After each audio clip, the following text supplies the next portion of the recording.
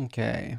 I believe our horizontal stream should be up here in a second. Double check. Looks like it's connecting. Good to go. The lag is gone and Faraday's back. Hey, baby. All right. And then let me grab our vertical stream. Our vertical stream should be live. Very good. No lag so far, so I think we should be good there. Then we'll grab our TikTok stream.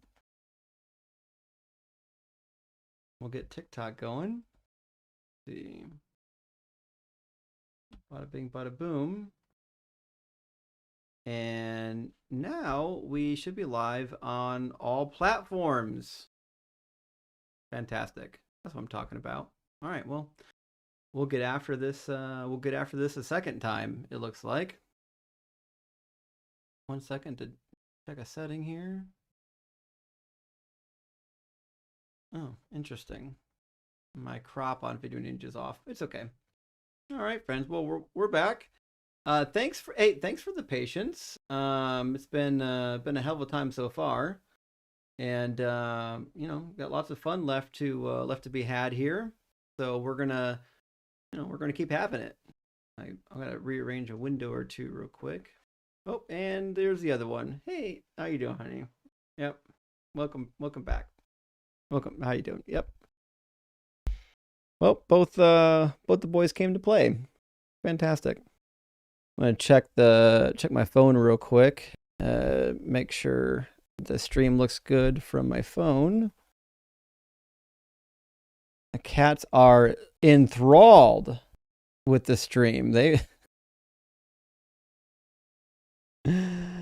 absolutely interested. Okay, all right, honey. All right, you gotta chill. Gotta relax there. Gotta relax. Okay.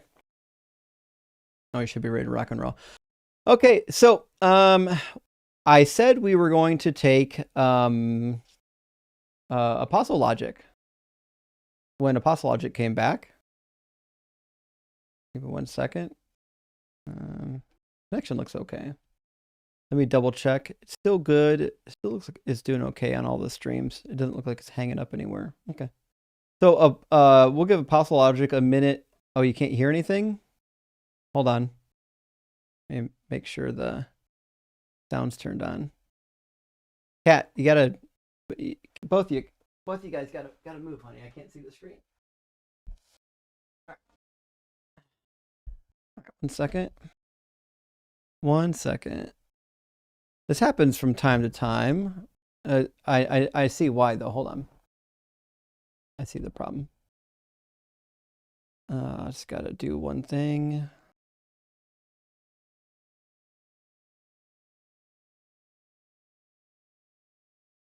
Okay, y'all should be able to hear me now. How about that? I forgot when I start TikTok Studio, I have to start my my soundboard software first. If I start my soundboard software after I start TikTok Studio, TikTok doesn't have a way of like catching up. So, but anyways, you guys should be able to hear me now on TikTok. Be good.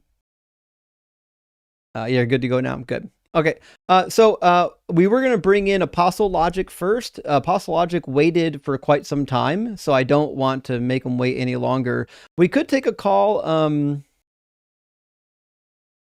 We could take a call while we're waiting for Apostle Logic to show up. I don't want him to think that we're putting somebody ahead of him. But let me grab our 2 super chats, and then we'll get Philo Bro from the queue.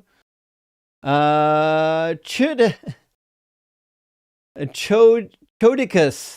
I'm never going to say that one. Chodicus, formerly known as Lockfury, says, GG, looks like a ROG will end his career with failure. My friend, I don't know what any of that means. What's a ROG? Looks like, oh, you mean Aaron Rodgers. Okay. Aaron Rodgers will end his career with a failure. Did they lose? Did the Steelers go down in flames? Hold on. Steelers versus Texans. Well, yeah, it looks to be that way. It's the second, and it's 6-17. There's some time left. We'll see what happens. And GP, thank you so much for the $20 super chat. Friend says, heard you say this before. Theists come into your lives and expect us to have all the answers to the universe and all philosophy at our fingertips. But we ask them one question about their book and they fall apart. That usually is the case, right? In order to debate the atheistic position, they expect you to literally know everything. And the minute you defer to an expert, all of a sudden they want to announce victory. The minute you turn on their book, things get a little bit hairy, which is why one of the reasons why I focus on the actual religions. And Chodicus Maximus, with a name and a profile picture change now, says expectations for apostle logic, please. I'm sorry. Expectations for apostle logic, me, no God, prophecy, you am dumb, Jesus sins, baby paste. Listen, that's going to be, I'm willing to bet money that baby paste is going to be incurred during the apostle logic discussion. So we'll wait. I'm sure he'll be back any minute now. Oh, he's it. Look, now he said, I don't see the button. Come on. What do you mean you don't see the button? Is there a way to invite people up here? Hold on. I should be able to invite people somehow. It won't let me invite. There we go. Now I see the full list. I'm going to send you an invite right now. You get it? There we go. There we go. There we have it. I don't know. Yeah, on my screen is kind of weird. I don't know. I think maybe just be on my phone, but like for me, like somebody has to be here, and then I can click the request. If there's nobody up here, I can't click the request button. Yeah, that's kind of weird. That's why I wasn't able to accept it. I never see that. Okay, so you look like an intellectually honest person to a degree. So I trust you can probably give. Yeah, I trust you can give an objective view of why I am here and what we are here to discuss. Well, I think for the audience has some context. Well, there are some people who already know because they follow my TikTok. But so what happened was Apostle Logic and I had a 1 or 2 video series where we address God, I would say, unjustly doing things in the Bible. And there seems to be a semantic debate, I would imagine, as to whether or not God actually does do that. Now, for those who didn't see the video exchange, do you mind repeat what your initial claim was in your first video? Yeah, that's partly the truth. So just kind of the overview is I made a claim that, atheists tend to positively claim that God is a moral monster because he killed people in the Old Testament. This was my original video. Right. And I said, okay, there is a distinction between, I don't want to get banned on here, killing and murder. And I stated that, killing is purely descriptive. It carries no normative force behind it. So if an atheist came out to say like, oh, God is bad because he killed X and Y in the Old Testament, there is no normative force behind that. So, and then I want to clarify is, as we Christian, we believe that killing there's no normative sense to it. So, and murder does carry a normative sense. And we believe that murder is the unlawful killing of an individual. And my argument essentially is God did not unlawfully kill anybody. And you made a response video to mine, and you were conflating those two terms, going back and forth as if they were equivalent. So I was saying like you made a false equivalency in your video. Nope, didn't do that. So the problem that you have is, okay, anybody can go back and look at it. Is your God is perfect, which means the definition of justice is entailed that you perfectly carry out fairness in your laws. So being that God perfectly does that, what that means is that his laws should always be should always be perfectly fair. It should always be perfectly proportional, right? So when I say that God killed somebody unjustly, whether or not it's enshrined in some law somewhere is irrelevant. What I'm saying is that the justified killing isn't there. It's an unjust killing. And the example that I gave, which nobody seemed to engage in, is the killing of babies, right? See, the definition of a justified killing typically is that the person being killed has done something that merits them being killed. Now, if they haven't done that, like if you send a man to death row who has not actually committed a crime, we would call that injustice, wouldn't we? Well, no, I think my argument is that you are conflating two terms, unjust and unlawful. And I'm I did saying not. that's a false equivalence right there. I Yes, didn't. anybody can go back and watch the video. I'm sure they Like can, literally but your I didn't second do video. that, and it's also irrelevant. Like It no, entirely ignores the entire basis of my video. The basis of my video is not that God acts unlawfully. That has nothing to do with it. There's no heavenly fucking law code where there's no cop up there making sure like God is acting lawfully. My entire video was pointing out that God unjustly kills people. And that's the claim of atheists. Atheists aren't saying that God is bad or isn't good simply because he kills people. Our claim is that he's not good because he unjustly kills people. That's the claim on the table. Now, you can do this semantic pettifog all you want and pretend like that's not the basis of my video. Semantics meaning. It's not going to get you That's very very far. important. Meaning is very important when you're having conversations. So just I know saying meaning is very semantics doesn't important, which dismiss is the why you point. want to ignore the claim of my video. The claim of my video is Well, that it's never no. justified to murder a baby. Do you think it's ever justified to murder babies? Again, you're moving the goalposts. That's not what the discussion That about. literally was So my video. my objection I was spent mainly 3/4 if an of my video atheist- demonstrating God doing things that are unjust, namely the killing of babies. I spent 3/4 of my video doing that. The fact Okay, that first of all, that you think wh- my video is about me trying to equivocate two different words is preposterous. It tells me you didn't watch the whole anybody fucking can watch the video and they would agree with me. You are No, they wouldn't. equivocating. No, they wouldn't agree with you. The video is about how it's not just to kill babies because they're innocent. No, they're not. No, Okay, that's so not what it's babies about. aren't The second innocent. video, the second video, that's where you make that claim. That's not the I only first made one video you made. That's video. not the claim you made. Only made one video. No, you made one video responding to me, and then you made a video responding to a comment that somebody made on your post correcting you but that for wasn't your to you. comment on my video. That was to Sage. I agree with him. I commented on And it. I didn't do the equivocation in either video. And also, I still don't give a fuck. You did. My claim is easy and everyone knows my claim. My claim, which you've ignored the entire time, is that God is not good because he unjustly kills babies. Okay, and this is my answer to that. So are you My answer capable of is interacting with that? I'm about to if I don't get interrupted. My claim is like that doesn't work as an internal critique of Christianity, right? So it only works as an external critique. And for atheists, if morality is basically a set of preferences, then who cares what you have to say, right? Like you prefer this and you don't prefer that. So that doesn't bear any weight on Christianity. What your preferences have to do with anything? Sure does. Want to hear why? Why should I care about your preferences? It's not a preference. What? You want to hear why? How's it not a preference? How's morality not a preference? Because God claims we're not talking about morality yet. I mean, we're going to get there. We're talking about justice. Justice is So related to morality. Wrong? Justice is related The to God claims morality. something's not morally wrong. You're going to find out if you stop talking over me. So justice is related to morality. Right now, we're talking about justice, right? Whether or not it's unjust to do a particular thing, right? God says in Deuteronomy 32:4, that's a moral claim.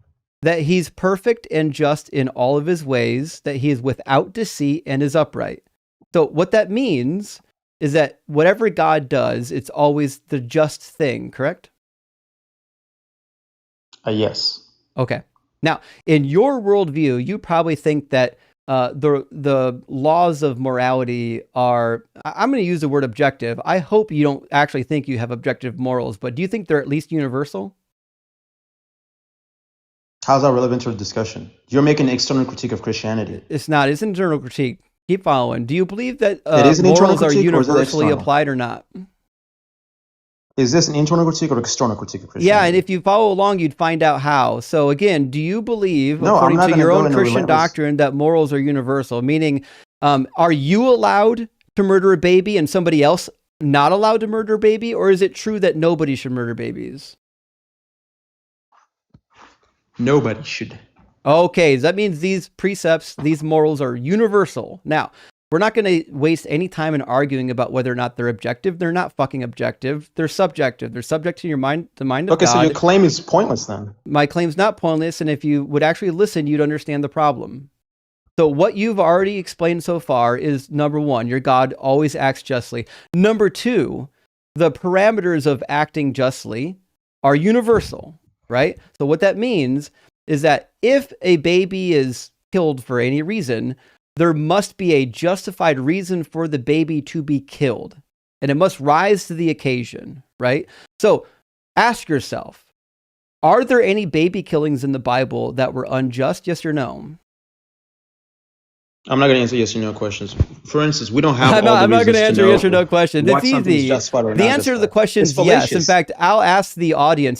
That's Do fallacious you think that question, there though. are any If I ask you a unjustified yes or no killings question, of that's babies in fallacious. the It's not Bible? engaging. We'll see if the audience It's not can do intellectually it. honest. What? No, the first thing is, are there any Actually, reasons? the audience You asked me if there are any audience is reasons. already answering. Yes, there are unjustified killings of Oh, audience full babies of in the atheists. Bible. Interesting how that is. Completely impartial audience. So That's completely a fair. coward Impartial would answer audience. the question. In your framework, do you A think that coward there would not are answer any fallacious questions. unjustified killings of babies in the Bible? Yes or no? First of all, are you saying, are there any reasons? I said That's what you made unjustified. I earlier. didn't say reasons. Yeah, you said, are there any reasons for unjustified No, I didn't say killing that. Not even remotely or murder? close to what I said. Sounds like you got a problem with That is what listening. you said. No. I just know you're pivoting from the point, right? I'm First, not pivoting. we were My having a point is semantic clear. discussion. My point is that God unjustifiably kills babies in the Bible, and the fact that babies are innocent means that they shouldn't be slaughtered by the sword. Do you think that there's This is anything a completely. baby could This is do? you're moving the goalpost. Do you think that there's anything a You're moving baby the could do? goalpost. He's crying so bad because he's terrified of the You're Bible. moving the goalpost. This is an internal Our critique, discussion and was a semantic it discussion. requires us to actually look at the Bible. And I know you're terrified of the Bible, but I don't know if you're new here. Reading the Bible is what we do like 3/4 of the time. So you're just going to have to suck it up and read the Bible with us. So are you making an internal critique or not? Is it Is internal this an internal critique, critique? and it requires reading the Bible? Are you capable of reading the Bible? Are you making an internal critique of Christianity right now? Is your I claim am internal right critique? now, and you're terrified of it. Do you want to read the Bible with me or Okay, not? so your point is irrelevant then. Do you want to read the Because Bible you're with gonna me or have to accept not? Christian doctrine. He You're gonna won't. have to He accept won't Christian actually. He philosophy. won't actually pay attention. So, do you agree that all the babies killed in the Bible were justified killings? Yes or no? Is this an internal critique of Christianity? You know it is, and you're too cowardly to engage in it. Do you want to actually finish Okay. the discussion, or do you want What me a to kick coward. you? Okay, so let's have this is a matter of philosophy now because This this is is not a an matter of internal critique Christianity. philosophy. So I'm going to bring This is a matter Christian of you philosophical answering a answers question to that you're this. too afraid to answer. So I'll try again. Do you think I'm that not all too of the afraid to answer baby the question. killings in the Bible were justified? Yes or no? Depends who's doing it. Is it God or like who authors the command? The ones that God commands. No, God cannot act unjustly in the Christian worldview. Okay, is it always unjust to murder a baby? You're equivocating now. No, I'm not. Yes, you're equivocating No, I'm not. what is I'm unjust for man asking, and what is is it just always for God. unjust to murder a baby? We'll try this again. Audience, do you think it's always unjust to murder a baby? Appealing to your appealing I to can't your think of audience a is going to single help you. instance in which it's okay to murder a baby. But that's Yeah. just me. Dalton's got an answer. It's crazy that you can't answer. It's weird that Christians claim to have these divine morals, but the minute you ask them, they don't know anything about them. They don't know anything about Because the your moral question is system. fallacious. So we'll try this It's again. fallacious in Do you nature, and it's a think- category error. Do you think that it's ever justified to murder a baby? Yes or no? That's a category error question. He's so It depends what you mean. terrified and dishonest. It's you're making fallacious It's not a arguments category here, so- error. It's a proposition. It's a Yes. question. It's not even a proposition. It's a question. Questions aren't category errors. So we'll try this again. Take the Do you fallacy. think? what fallacy is Justin engaging in? Well, no, it is a category error because you No, ask him a he question. took If I answer philosophy a certain 101, way, and now he thinks he never has you're to read the gonna Bible. apply that. It's crazy. No, the problem is you're gonna take my answer and then you're gonna apply that to God. I'm saying if you do that, that Oh would be a yeah, category I error. am That's where going the to category apply it comes to God in. because you said that morals are universal. So Exactly. we'll try That's this why it makes it a again. category Do you error. think that it's ever okay and justified to murder a baby? Yes or no? It's a category to ask that question. Answer the question. I'm still waiting. Keep in mind, if you think that it's okay when God does it, the answer is yes, it is okay to do it. So we'll try again. Do you think it's ever okay and No, it's justified to not. murder a baby? This is a false dilemma right here. It's not a I'm false not going to engage dilemma. with false dilemmas. He's Yes, it terrified. is. They're so scared of the book. It's embarrassing. You know this is being clipped right now, Apostle Logic. Like everyone's going to watch this. There'll be thousands of people, many thousands that are watching this live right now, or a couple thousand, and many thousand And watch they can it see after how the fact. disingenuous you are. They're going to see how terrified They can you see how are that disingenuous you you can't are. actually answer the question on whether or not it's ever okay to murder a baby. Well, sorry, kill a baby. I am answering the Kill a question, but I baby. know you're going to Is it ever use okay a to kill a category baby? error Is it to ever apply that question to justified? God. Is it ever justified? This is a false dilemma in a He's category so error. terrified. The answer is yes, by the way, from your point of view. We'll keep asking until you grow some cojones and answer it. Is it ever justified to kill a baby? Yes or no? This is not what I come up here to discuss. You know, I you're know moving the you came up goalposts now. here This is- to have a dumb semantic argument about a point that you didn't even make. A point that Semantics is Sage meaning. made for Meaning you. matters in discussion. A point that Sage made Does for meaning you, not matter which to he atheists anymore? misunderstood and you misunderstood, that had nothing to do with my original video. My original video had nothing to do with what you're talking about. My video had to do with the correction of your initial video, which is atheists don't say that God is evil just because he kills people. We say that he's evil because he I didn't kills say he was innocent evil. people, and a baby is innocent. A murdering of a baby is never good. When God murders the babies in Egypt just to show how powerful Wait, how do you know it's not never good? How do you know it's never good? Well, in my framework. In your framework, you don't know, which is why you can't answer the question. See, Okay, in my so your framework framework is subjective. in my framework, I framework don't is think subjective that. So is yours. In my If your framework is framework, subjective, you can't make a universal so claim is then. fucking yours. You don't have So objective what's morals. the point then? So This in is my a tu quoque framework, fallacy then. in my it's not. This In is my a tu framework, quoque fallacy. you have no idea Yes, what you're it talking is. about. This Just is, I have that problem, therefore you have using a your problem. philosophy That's 101 words fallacious. here aren't going to get you anywhere. That's fallacious. So Apostle, in- That's maybe fallacious. maybe you can provide us an example where it would be justified to kill a baby. Do he that. can't. So I now I have to mute you I can't since hear you you. What won't do you- let me talk on my own live stream. So I in can't my hear- framework, I can easily say that it's never justified to kill a baby because in my framework, innocent people should never be killed. The only time killing seems to ever be appropriate in my framework is in self-defense. Oh shit, what just happened? Why did my screen go blank on TikTok? 1 second, I got to fix my screen. I don't understand, Justin, why any of these Phil bros like claim Christianity if they're not going to talk about the Bible. Just be a fucking deist at that point. Because y'all present fallacious No. arguments. It's not. You have yet to You- name the fallacy. You're that just too would be- cowardly to actually engage If in the your argument. sense of morality is subjective, and He's then you terrified to not actually address the Subjective. topic. So what I Then was it's saying was fallacious. that in my framework, it's always wrong to kill a baby because in my framework, it's wrong to kill innocent entities. I think that babies are innocent. I don't think that they're guilty of anything. Now, I asked Apostle Logic is in that a your, universal claim? in your framework. Is that a universal claim? I asked in your Is it universally wrong to kill babies? I asked in your framework if it was always wrong to kill babies, and you couldn't answer me. And that tells me that you're just not honest, because even in my subjective moral framework, I can tell you that according to my framework, yes, it's wrong to kill innocent people. So we're still waiting for your answer, though. Is it wrong to kill innocent people in your framework? Well, it's not my framework; it's God's framework, so it's irrelevant. So Still waiting for the I answer. don't know Is what it you're asking wrong me. to kill innocent people in your framework? My framework is God's framework. Yeah, and So I'm you have to asking, appeal to is God it and wrong ask to him. kill innocent people? God says it's wrong for humans to kill innocent people. Gotcha. Okay, so it's relative, meaning it only applies to humans, not to God. Meaning God can do literally anything he wants to, and it will never be wrong because God said so? The key word is innocent. That's the key word. I know. Are babies innocent? Well, according to the doctrine, no one is Well, innocent except for Jesus Christ. okay. So babies Well, are guilty you're of making what this are is an babies internal guilty critique. of? Well, I you can't study wait to Christianity, clip right? this one. Now I gotta make my notes before I forget. Give me a second to write down notes. Guy doesn't know Do, do, if it's Just wrong to kill do you know Christian babies, doctrine? and I do. And Do on you top know of Christian that, doctrine? I do. And on top of that, he doesn't know if babies are isn't. Let me see. Apostle logic. I could be wrong, Justin, D but don't the doesn't scriptures know say if that children shall not die for the sins of their I literally fathers, and cannot hear fathers sure you. not What are you for the talking does. sins of about? their yeah. Is your volume low or something, Bible guy? I can't hear you. It's a little bit low right now for some reason. Falcon. Oh yeah, my mic's not plugged in. I'm just on my phone. But That yeah, makes the that makes Bible says sense. in Ezekiel.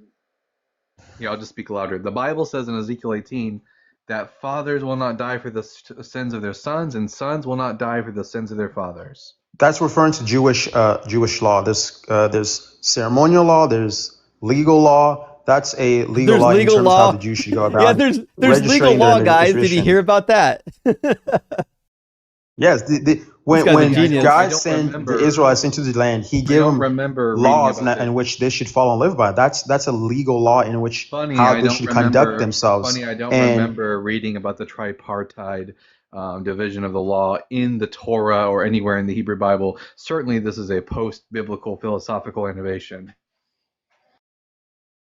what? Yeah. So when that verse is stated, it's telling the Israelites how to administer the court rulings, how to administer laws in their nations. So that's just like how So they just should so just we're like clear, you run their think there legal are system. circumstances in which it's okay to kill a baby because you don't think babies are innocent. They just had it coming. Humans don't have that authority. Yeah, so the thing that we're trying to get an answer still yet is what are they guilty of? Now, if you're Catholic, you would say that they're guilty of original sin, but I don't know if you're Catholic yet. Do you think that they're guilty of original sin? I hold the same view as them. Yes, I believe everyone is, except for Jesus Christ, is guilty of original sin. Actually, a quick correction: Catholic. If you read the gee whiz, I'm suddenly blanking right Catechism? now. The Catechism of the Catholic Church teaches that original sin affects the nature, but it doesn't impose guilt upon an individual until the individual sins themselves. So, no, according to the Orthodox teaching of original sin, babies aren't guilty of sin. They have a nature imposed upon them. It's different. So, how are they guilty? What are they guilty of? Yeah, what are they guilty of? Well, I believe everyone who was born to sin is guilty of death. We see that throughout the scriptures, the New Testament. That's not what that word means. So You can't be you can guilty reject it. of. This is basic Christian doctrine here. You can't be If you're making an internal guilty. critique of Christianity, you're gonna have to accept this. You can't be guilty of death. I'm telling you that your wording needs changed. Death is a penalty, not a charge. So what's the baby guilty of? Well, what I mean is guilty of sin leads to death. That's just what it is, right? Do babies I sin? don't really understand your question about guilty of. Do babies Huh? sin? Sin is not an action; it's also a nature. Okay, so they don't actually commit a sin, do they? Again, you're using those two He words. won't answer the like, question. He's I so don't think you afraid. understand what I mean. Sin is not only an act, but it's also a nature. A sin is a transgression of the law according to the New Testament. And I get it. I know that sin is also a state. I'm not asking you about the state. I'm asking about the action. Are babies guilty of any action that is considered sinful? Yes or no? That's irrelevant because the state itself is perfectly irrelevant. We'll try this again. Are babies guilty of any action classified as sin?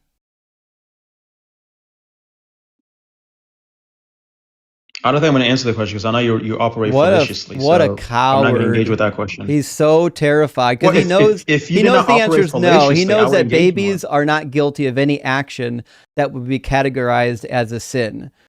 That's the answer. You could just say that. Thank you for the galaxy, Jason. I appreciate that. So what you mean is they're defiled. Yeah, they're not even considered guilty under Orthodox Christian teaching, so you are without excuse. Hmm? What was? Do you want me to Babies respond to are that or not what? considered guilty under Orthodox Christian dogma, so you are without excuse. Okay. So, what do you want me to do with that information? How does that refute anything I said? The simplest arguments go right over his head. I can see that with this Yeah. one. So, Apostle Logic, So, the problem that you have here is you're what's up? trying to justify the murdering of babies for something they didn't do. I'm not trying to justify anything. Okay, so then why is it justified to murder a baby if the only justification is quote unquote the corruption that was passed along to them from their forefathers? Because humans don't have that authority. I didn't ask you about that. I said, why is it justified to murder a baby for a thing it didn't do? I think your question is fallacious because it assumes that Nope. I believe it is justified I'm for humans to asking, do it. I didn't ask about humans. I don't know why you keep trying to say things that I'm not saying. I'm asking, why is it justified in any world to kill a baby for something it didn't do? You're right. It's not justified. Well, it's not justified for humans to kill any baby in any world. But it's justified in the God world, which means, again, you have relative subjective morals. Why should I be inclined to follow your God's subjective relative morals? I mean, do you follow your own subjective relative morals? That's a dodge. Why should I be inclined to follow your God's subjective relative morals? Because they're not subjective. They are subjective. They're subject to the mind of God. Your God decides what they are. They're certainly not universal. If they were objective, they would apply to God, and they don't. So we'll try this again. Why should I No. follow If, your if God's they would apply to subjective God, then relative morals? no. If they would apply to God, then that means they would be above God. I know. That's why they're not objective. Objective means that they're completely stance independent, and you passed at least Philosophy 101, so I know that you know this. So they can't be objective. Plato settled this like 2,500 years ago. The morals aren't objective. They're subject. They're subject to your God's mind. Your God decided that we have one set of laws that we have to follow, and he doesn't have to follow them. That makes them both subjective and relative. So why should I follow your God's subjective relative laws? Well, first of all, if you're referring to the Euphoria dilemma, I don't know how to pronounce it. That dilemma is pretty regarded by at least theist philosophers as a false dilemma because we believe that God It's is not. intrinsically good by nature. It's part of his definition. It's like Well, it's like why a you can triangle define it has three any way you squares, want right? to. That doesn't make the problem go away. So what you've done is you've just defined God the way you want. That doesn't fix the problem. The problem is definitions. The definition of objective means that it's independent of any mind. And if it's objective, that means it applies universally, which you said that earlier. That's why I pinned you on it. When you first came in, I forced you to say that morals are universal. But what you're telling me is not only are they not universal, they don't apply to God, and they come from God's mind. He decided what morals are, didn't he?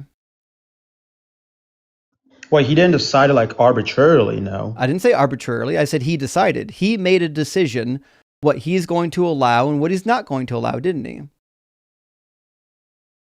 Ooh, I feel like there's something that we're missing here. It's you're making it seem like you just like I prefer B over X, so I didn't I'm gonna. say that. You're trying so hard to get ahead of my argument. You have no idea what my argument is. Stop trying that.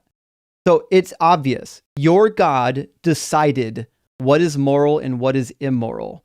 That means it's mind dependent. That means it's subjective. It's subject to your God's mind. It's also relative because they don't apply to God. They apply to us, but they don't apply to God. You also think they're relative because I can guarantee you think that they change.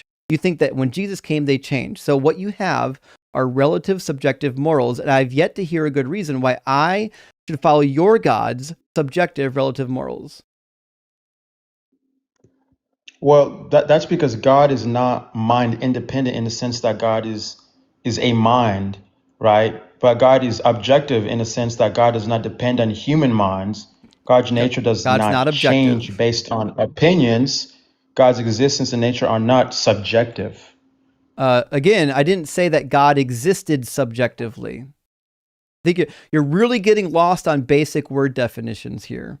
I said morals exist subjectively because your God decided what they are.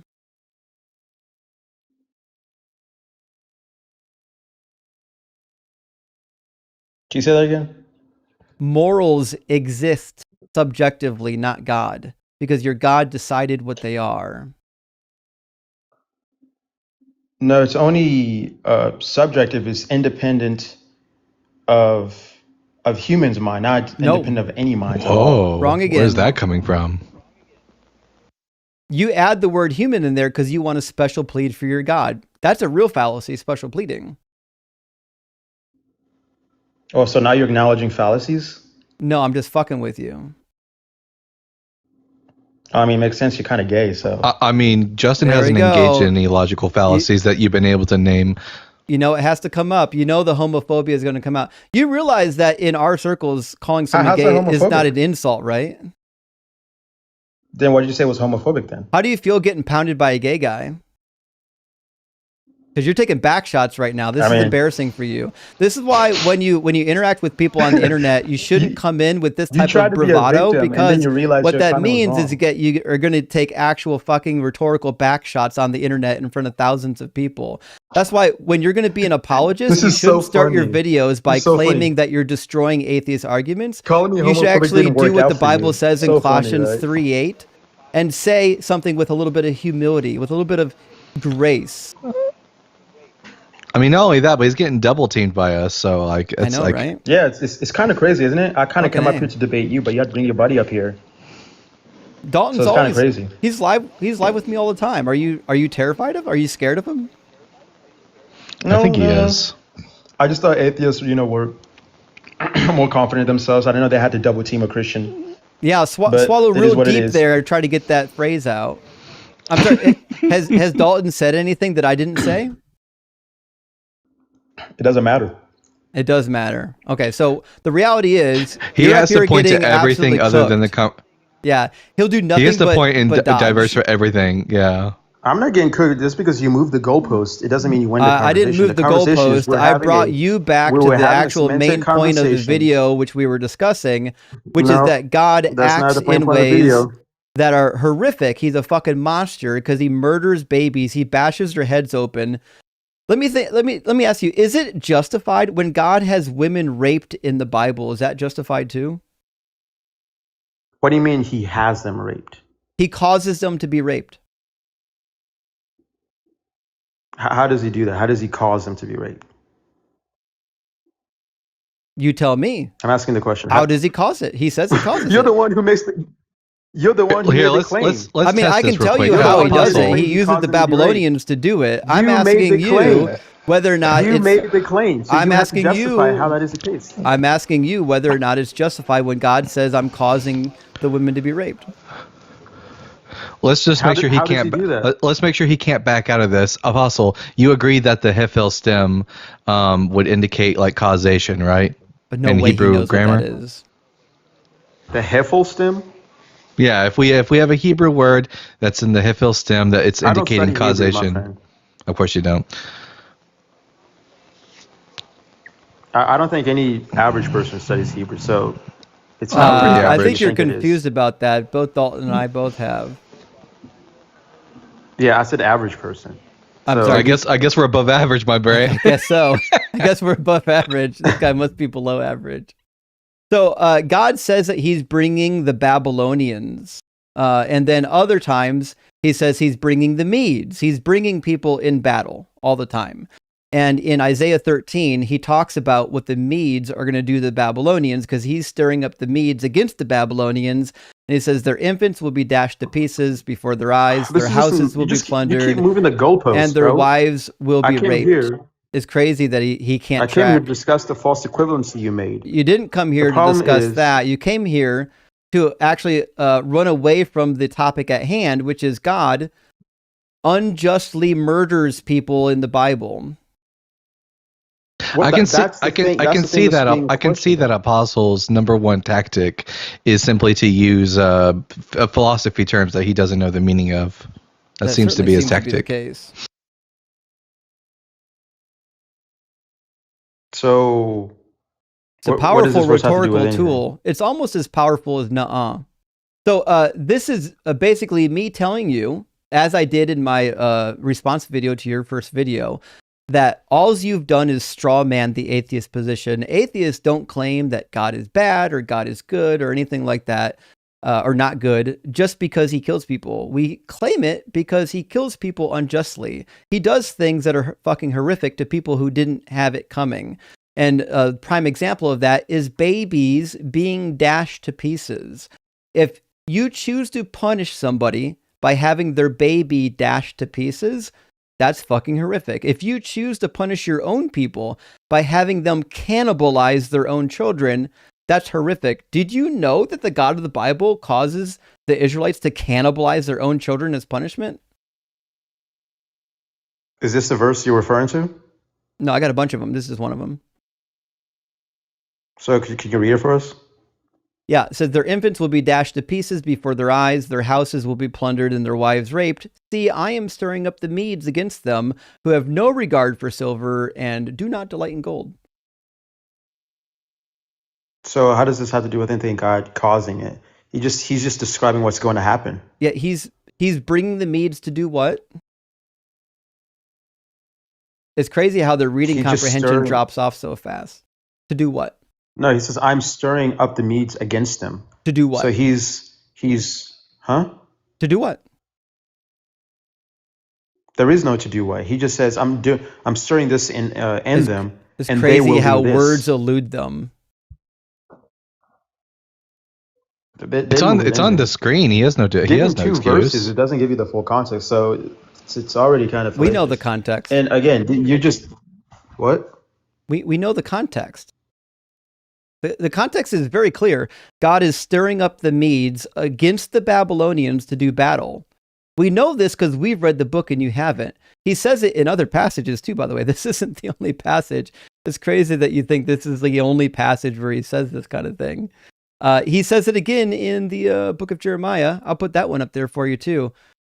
He says, sharpen the arrows, fill the quivers. The Lord has stirred up the spirit of the king of the Medes, because his purpose concerning Babylon is to destroy it. Oops. God is stirring up the Medes to go to war against the Babylonians. And part of that action, part of that punishment includes babies being dashed to pieces and women being raped. One Well, of my favorites is actually Jeremiah 19 verse 9, which actually says it quite explicitly that I will cause them to eat their sons and their daughters. Yep. God literally says, I will cause them. Sure does. You know, this whole debate hasn't been a win for you at all, because all you've been doing is just moving the goalposts. We're not goalpost shifting. It's been a huge win. I've demonstrated over and over again that you're actually incapable of engaging in the real argument, which is that the argument that atheists are posing is not a semantic argument about whether or not law is equivalent to justice. You keep saying meaning doesn't matter. The argument is about whether or not God does things that are justified or whether or not they're not justified. Does meaning matter? I don't believe that it's justified to make people eat the flesh of their sons and daughters as a punishment. It does. Does the meaning of words matter? Which is why you're running from this one. If it does, then why don't you? The meaning of words matter because you're running from the text as hard as fucking possible. You're the one who says the meaning of the text doesn't even matter. I didn't say that. I didn't say anything like that. No, we've said the exact opposite.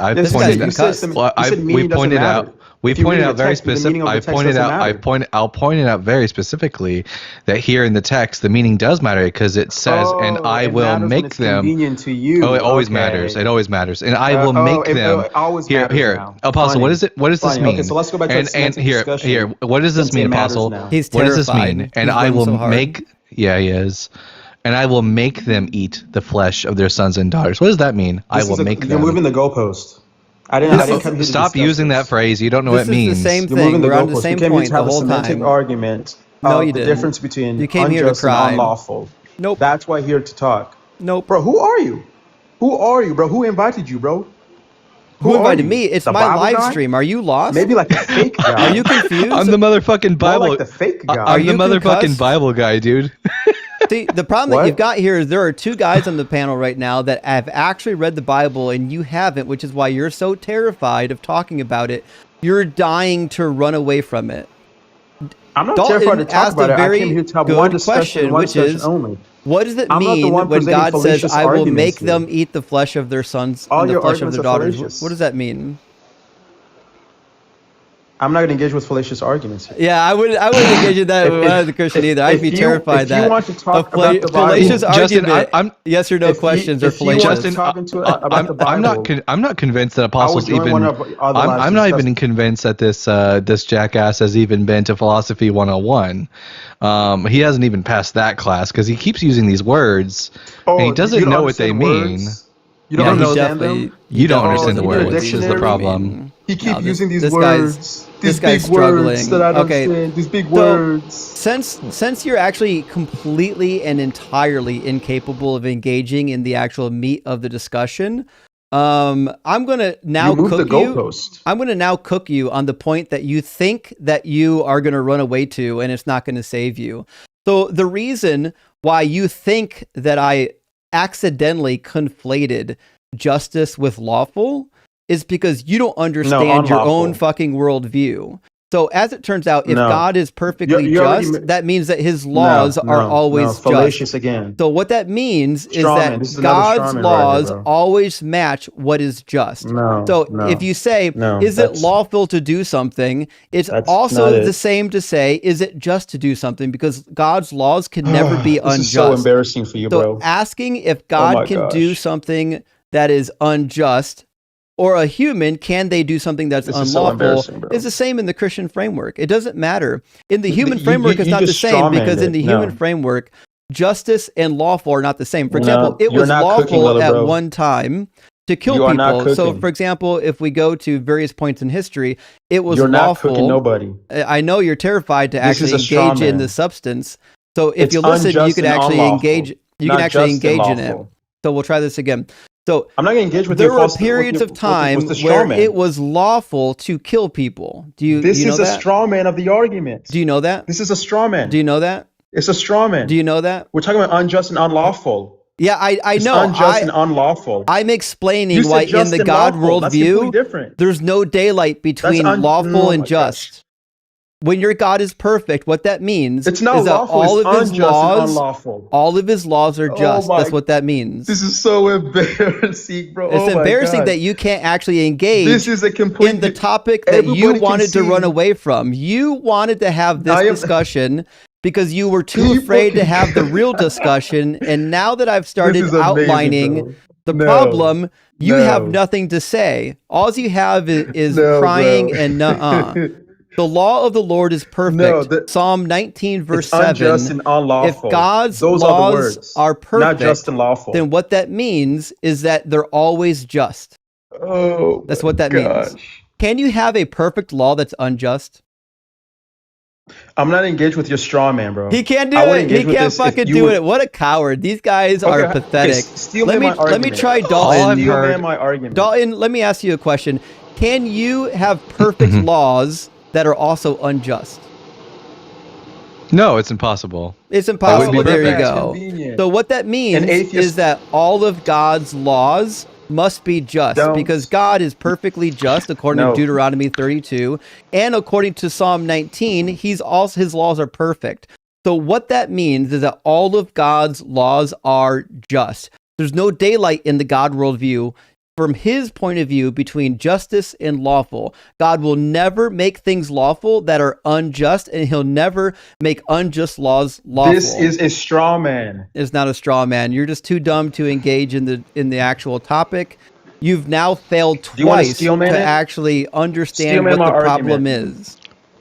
Steel man my argument. All I've seen Yeah, from pass. this, all I've seen from Steel man this, the argument. all You I've haven't made seen one from yet. this child tonight is that Okay, he so let me will make he one then. Let me make refuses the to Steel man engage argument. with shut up he refuses to engage with anything you say. Because everything is a straw man is fallacious. You don't know what those arguments. Stop using those words. You don't know what they mean. It's embarrassing. You don't know what words means now? No, you don't know what those words mean. The atheist doesn't know the meaning of words. I hope this guy's mom isn't watching this video. This can be very embarrassing. I can't wait to edit this video and clip it. It's gonna be so funny. That's gonna be a fun one. Yeah, it's gonna be so funny. I'm not gonna be gentle with him when I edit the title and stuff. It's not gonna be pretty. Yeah, I'll make sure to go to his TikTok page and get the most unflattering video for the thumbnail. That's crazy. Yes. Okay, first of all, are you going to steal man my argument, or are you just going to present straw man and fallacious argument? Well, you haven't presented an argument. Okay, because you've been interrupting. You want to hear the argument? Let's have it. The argument is, before you strawmanned it, is a semantic distinction between unjust and unlawful. And you made a false equivalency in saying those two are the same word. You're using them interchangeably I didn't as say if that. they have the same meaning. Nope. So did God unjustly... What a liar. This guy's he's not only is he so embarrassing that he can't engage in the actual topic. Why won't you He has to make up things that I didn't say. Why won't you to argue with the against topic? things that I didn't say. Engage with it. Not once did I actually say that the words are the same. Engage with it. I did. Did you hear my response? Apostle, you don't get to yell at people to engage in things if you are unwilling to engage in conversation. That's what y'all been doing this whole debate. I'm sorry, but I'm pretty sure Jesus has a huge problem with hypocrites, and if that's the truth, then he will say to you on that last day, "I never knew you, depart." You don't from even me. believe in Jesus, so what do I care what you got to say? You should hear what your Bible says. He'll never actually listen to the words coming out of your mouth. His ears are full of Jesus. So are you going to steal my argument or not? Your argument's irrelevant because it has nothing to do with words that left my mouth.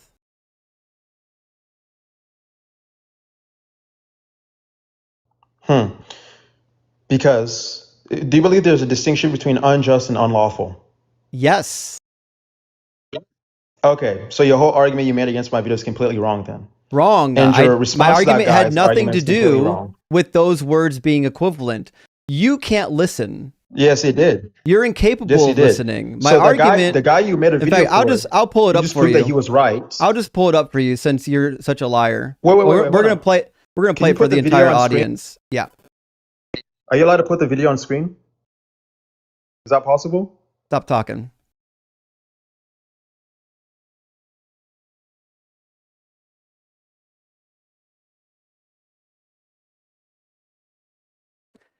Anyone with 5 brain cells will understand the point of this video, and it has nothing to do with the two words being synonymous. All right, let me turn the volume up.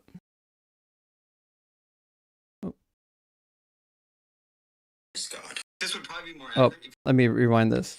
Day 9 of crushing atheist arguments against God. Real hot. This would probably be more accurate if he said day number 9 of not understanding atheist arguments or actually arguing against straw men of the atheist position. God is a moral monster because he killed people in the Old Testament. Yeah, it turns out I'm prophetic. That's not the atheist claim. God's not a moral monster just because he killed an individual or multiple individuals. He's a moral monster because he unjustly kills individuals. Okay, did you hear that? Right there. Did you hear the word unjustly? Oh my goodness! No, play the rest of the video. It's almost like I said. It's almost like I said he unjustly kills people. Play the rest of the video. Play the rest of the video. He's gonna dodge so hard. Into hopefully at some point in your incoherent rambling. Now, I would take this to be a serious argument if atheists even knew that there's a difference between killing and murder. But we certainly know the difference. An unjustified killing is a murder, and that's what we are saying God is doing in the Hebrew Bible. In the Christian worldview, we believe murder is not okay. Murder is unlawful killing. Hey, what about that? We actually agree. A murder is an unlawful killing. Are you aware that God unlawfully kills people in the Hebrew Bible all the time? Keep listening. For example, somebody who is unlawfully killed means that they unlawful. Keep listening. Convenience. Did you hear what I said? That is murdered is unlawfully killed. Yet God murdered. Did you hear what I said? You were talking. I couldn't hear. I said somebody who is. You both use unjust and unlawful the same way. I know. Do you want to know why? Do you want to know why? You just embarrassed yourself. Do you want to know why? You did equivocate them. I already explained why. Do you want to know why? Look at that. People are agreeing with me. Do you want to know why? You equivocated the terms. Do you want to know why? You equivocated the terms. No, I didn't. Okay, explain yourself. Explain yourself. I already did. The second time I have to explain it to you. In God's world, there's no daylight between unjustified and unlawful. If God's law is perfect, what that means is that he always does what is just and he always does what is lawful. Now, that's not the argument you made. That's not the argument you made. Well, I didn't make an argument in this video comparing those two terms, so pay attention. You didn't make an argument. So my argument is easy, that God unjustifiably kills... You just baked yourself.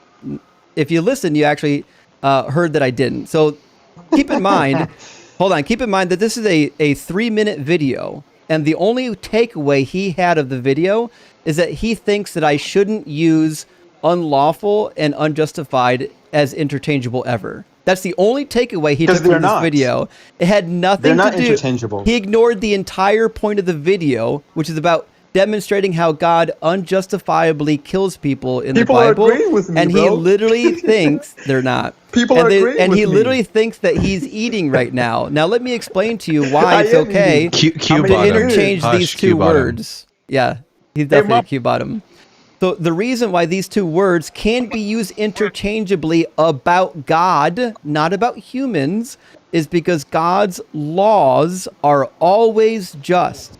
In the human world, what you can do is you can lawfully kill somebody, and it can still be he doesn't want to hear the explanation, so he keeps talking over me. It's crazy that he's so terrified to hear it. So it's so childish. Like, why can't they ever act like adults? Because they're not. He's no way he's over 18. So the reality is, in the human world, you can lawfully kill a person and it still be unjust. You can unlawfully kill somebody and it could actually be just. That's the case. A justified killing is somebody who dies for a reason deserving death. That's what a justified killing is. A lawful killing is just a killing that is permitted by the government. In God's world, God's laws are always identical to his justice. There's no daylight between them. So if God unjustly murders somebody, it's also unlawful. Now, what you want to say is that it's not unlawful because laws don't apply to God. But what that means is that you believe in relative subjective morals, that you can special plead for God, and I'm more consistent. If God's laws are universal, then what that means is when God breaks one of his own laws, when he unjustifiably kills somebody and he breaks one of his own laws, it's the same thing as an unlawful killing. This is so embarrassing. What's embarrassing is that he's gonna run away from the actual meat of the argument again. I watch. I bet you $100 because you muted me the whole time. To be clear, Apostle, Justin doesn't normally have to mute people. The only reason he's having to mute you is because you want to interrupt him while he's talking, because you know that if he continues talking, you're gonna get absolutely roasted the fuck. That's a false assumption. It's not a false assumption. It's demonstrated. But go on, King. First of all, you basically made my whole argument for me. I didn't. Well, the first thing you did is you did good at actually showing what the Christian worldview actually argues. In the Christian worldview, an internal critique, yes, if anything that God does cannot be unjust, therefore cannot be unlawful. That's correct. But then the problem comes in is when you decide to do an external critique and says, well, it's not an external God critique. did this, and I personally disagree with it. Not an external critique. It doesn't work. You can it's not say external that, critique. God breaks his own laws. But didn't you just say God cannot act unjustly? No, I didn't say that. In the Christian worldview? I didn't say that. So I said in the Christian worldview, lawful and just are always the same.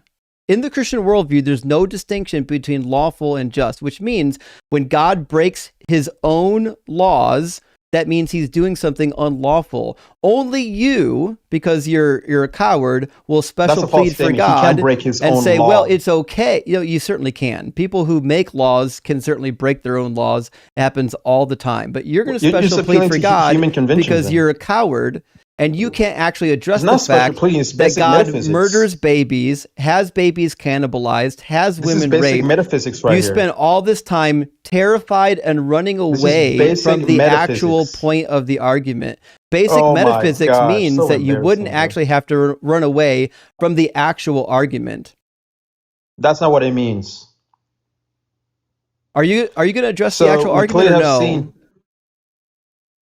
Well, the argument is well. First of all, I just have to compliment you. Actually present the argument in terms of stealing a while, in terms of the Christian worldview. The problem between you and arises me, is when you I actually know what's in the book, not you.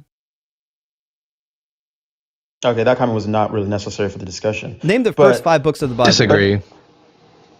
Name the first 5 books of the Bible. This is what I mean. This is fallacious. You can't fucking do it. They've never read this book. They've never read it once. Me and you are both laughing. This is funny, yeah, because you're moving the goalposts. Oh, Let's laugh is together. wild. Audience is gonna eat this up when we clip this. This is gonna be wild. Look at this. There are children in Sunday school who can name the first 5 books of the Bible, but Apostle can't. You're moving the goalpost. You're moving the goalpost. Stop saying that word. You don't know what it means, you jackass. You don't understand the words. Okay. He's so terrified. Okay. You're moving the goalpost. He's terrified. I have actually. No, Justin, it proves my Justin, claim. My claim was that you haven't read the book, and the fact that you don't know the first 5 demonstrates that you're moving haven't read the again. book. It's not a goalpost shift. It's a fucking insult. And if you were bright enough, you would have caught that. Dalton, what are you gonna say? Actually, I have a picture here of Apostle. Wait a minute. What's that? Oh, a projector. It's a projector. Dude's fucking projecting hard tonight. Okay, that was funny. All right. Well, listen, Apostle, you're unwilling to engage in the actual discussion. You want to spend the rest of the night in semantic petty fog, arguing about whether or not my use of the word unlawful is appropriate, and nobody gives a fuck about that because everyone knows that my video wasn't about whether or not those two words are equivalent. My video was obviously about how God unjustly kills people. You lost the debate. And you're actually unwilling to engage in that, which means you lost by default because you fucking forfeit. You presented straw man arguments, so yeah, nope, of course I didn't engage. Certainly didn't. Arguments.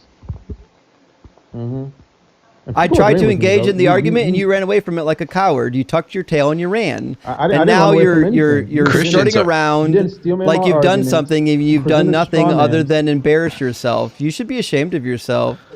Do you think that you made Jesus proud tonight? We all of us laughed at you tonight, but remember we were laughing together at you. Do you think that you made Jesus proud tonight? Of course I did. Oh yeah. Did you follow Colossians 3:8?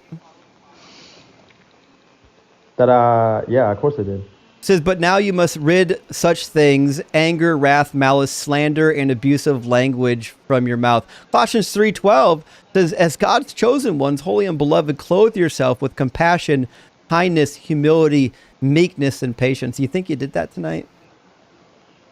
Well, I don't think I slandered you. I think you're the one who's been throwing insults at me. You think you did that tonight? Well, actually, every time you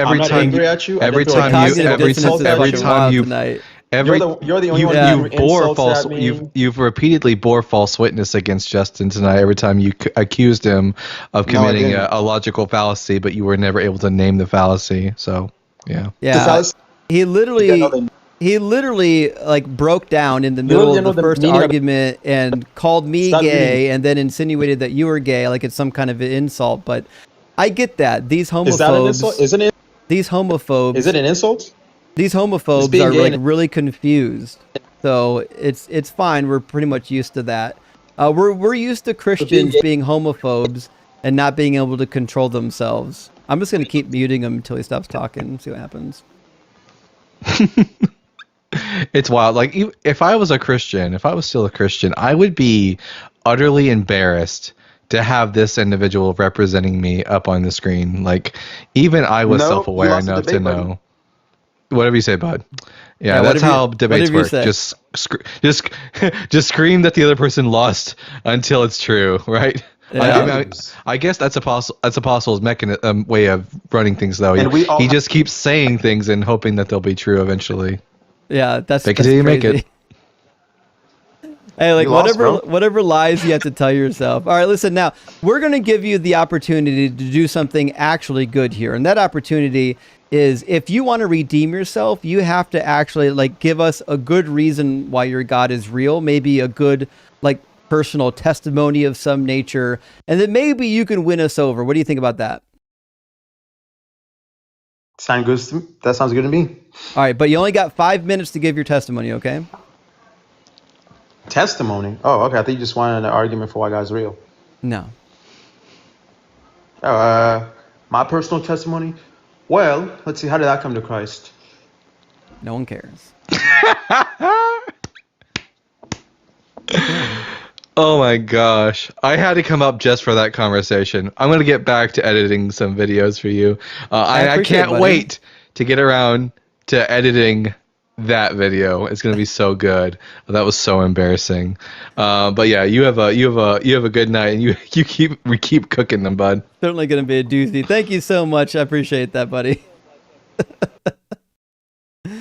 Well, he really cooked me good. Oh my goodness. What am I going to do? Okay. I guess we'll read a couple of super chats and move on to the next guest. Saint, thank you for the super chat. Says Justin plus caller plus Dalton equals Eiffel fucking Tower. That's what I'm talking about. I can get behind that. McDubbin, thank you for the super chat. Says Apostle Logic isn't a Philbro. He's a self-taught simpleton who is doing a very bad impression of a Philbro. Debate Lords, he's watching online. I mean, you're right. Yeah. He's been kicking around Discord, but he hasn't got around to doing any like real study yet. And that's fine. We see that from time to time. Aferia says we need to bottle these Christian tears. They taste like... You're not wrong. Remember, in his initial video, he said he's destroying atheist claims. Well, whatever you say. I don't feel destroyed. Oh well, now he's crying from the comments. Yeah, just assert that you won even after you got cooked, and people will believe you. That'll work. Don't worry, we all believe you. Zig says, "I'm sorry, Justin. I can't take you seriously until you've been debunked like Dan McClellan, Taylor Tom. Taylor Tom? I don't know what that means. Well, I know you're Taylor Tom, but I don't know what you mean that you can't take me seriously until I've been debunked like Dan McClellan. What did he get debunked on? I'm curious to know. Now, I think one thing you'll discover is that, those of us who actually did go to school, we're not perfect, right? Like, we're going to get some stuff wrong every now and then, I'm sure eventually I'll say something stupid, or I'll say something actually, I have said something that's wrong before. On Joel's live stream, I said something that was wrong because I was reading a biology text and I misunderstood it. And I was wrong about how much our genetic code changes post-birth. That's a whole nother thing. But yeah. Also, Chodicus Maximus. Listen, I really love you, friend, but I kind of miss Lockfery. That was way easier to say, but thank you for the super chat. It says, whoa. If murder is only unlawful killing, then abortion is fine if the law says so. I know. That's the thing. That's why I started the video out by talking about unjust killings. And I didn't change my language until he said unlawful. But in the God worldview, it's the same thing. There's no difference between unjust and unlawful because God can't give unjust laws. Dr. Joe, good to see you, my friend. Thank you for the super chat. It says, caller reminds me of White Goodman in Dodgeball. I know you know, and I know you know what I know you know. Yeah, that's a good one. I do love Dodgeball, by the way. You guys know I don't get movie references all that much, but I have watched a lot of the classic comedy movies of the 2000s. I've seen a lot of the comedies. I've seen Anchorman and Dodgeball and all the like. Those are good movies. I like a good comedy. Carlos, my friend, thank you so much for sending out 10 DZ Debate gifted memberships. I really appreciate that, buddy. And for another 10 Deconstruction Zone memberships. That is incredibly generous, and I really appreciate that. That's huge. And Lockfree coming in again says, any killing justified by Texas law is not murder. Texas Penal Code 1902. Also, make sure to cross-reference justifications. I know. Yeah. So any killing justified by Texas law is not murder. I mean, that is the case. That's what I'm saying. Like, in the human world, you can unjustly kill somebody and do it lawfully. Right? In the God world, that should never happen. You should never have an occasion where that happens. And coming in again, thank you, Chode, says Apostle Logic can be renamed Patches O'Houlihan. If you can dodge a question, you can dodge a ball. I need some dodgeball sounds on my soundboard. I don't have any dodgeball on my here, we can do this for him. I'm beautiful, I'm gorgeous, I'm big, I can do handstands. That's the energy I'm getting from Apostle Logic.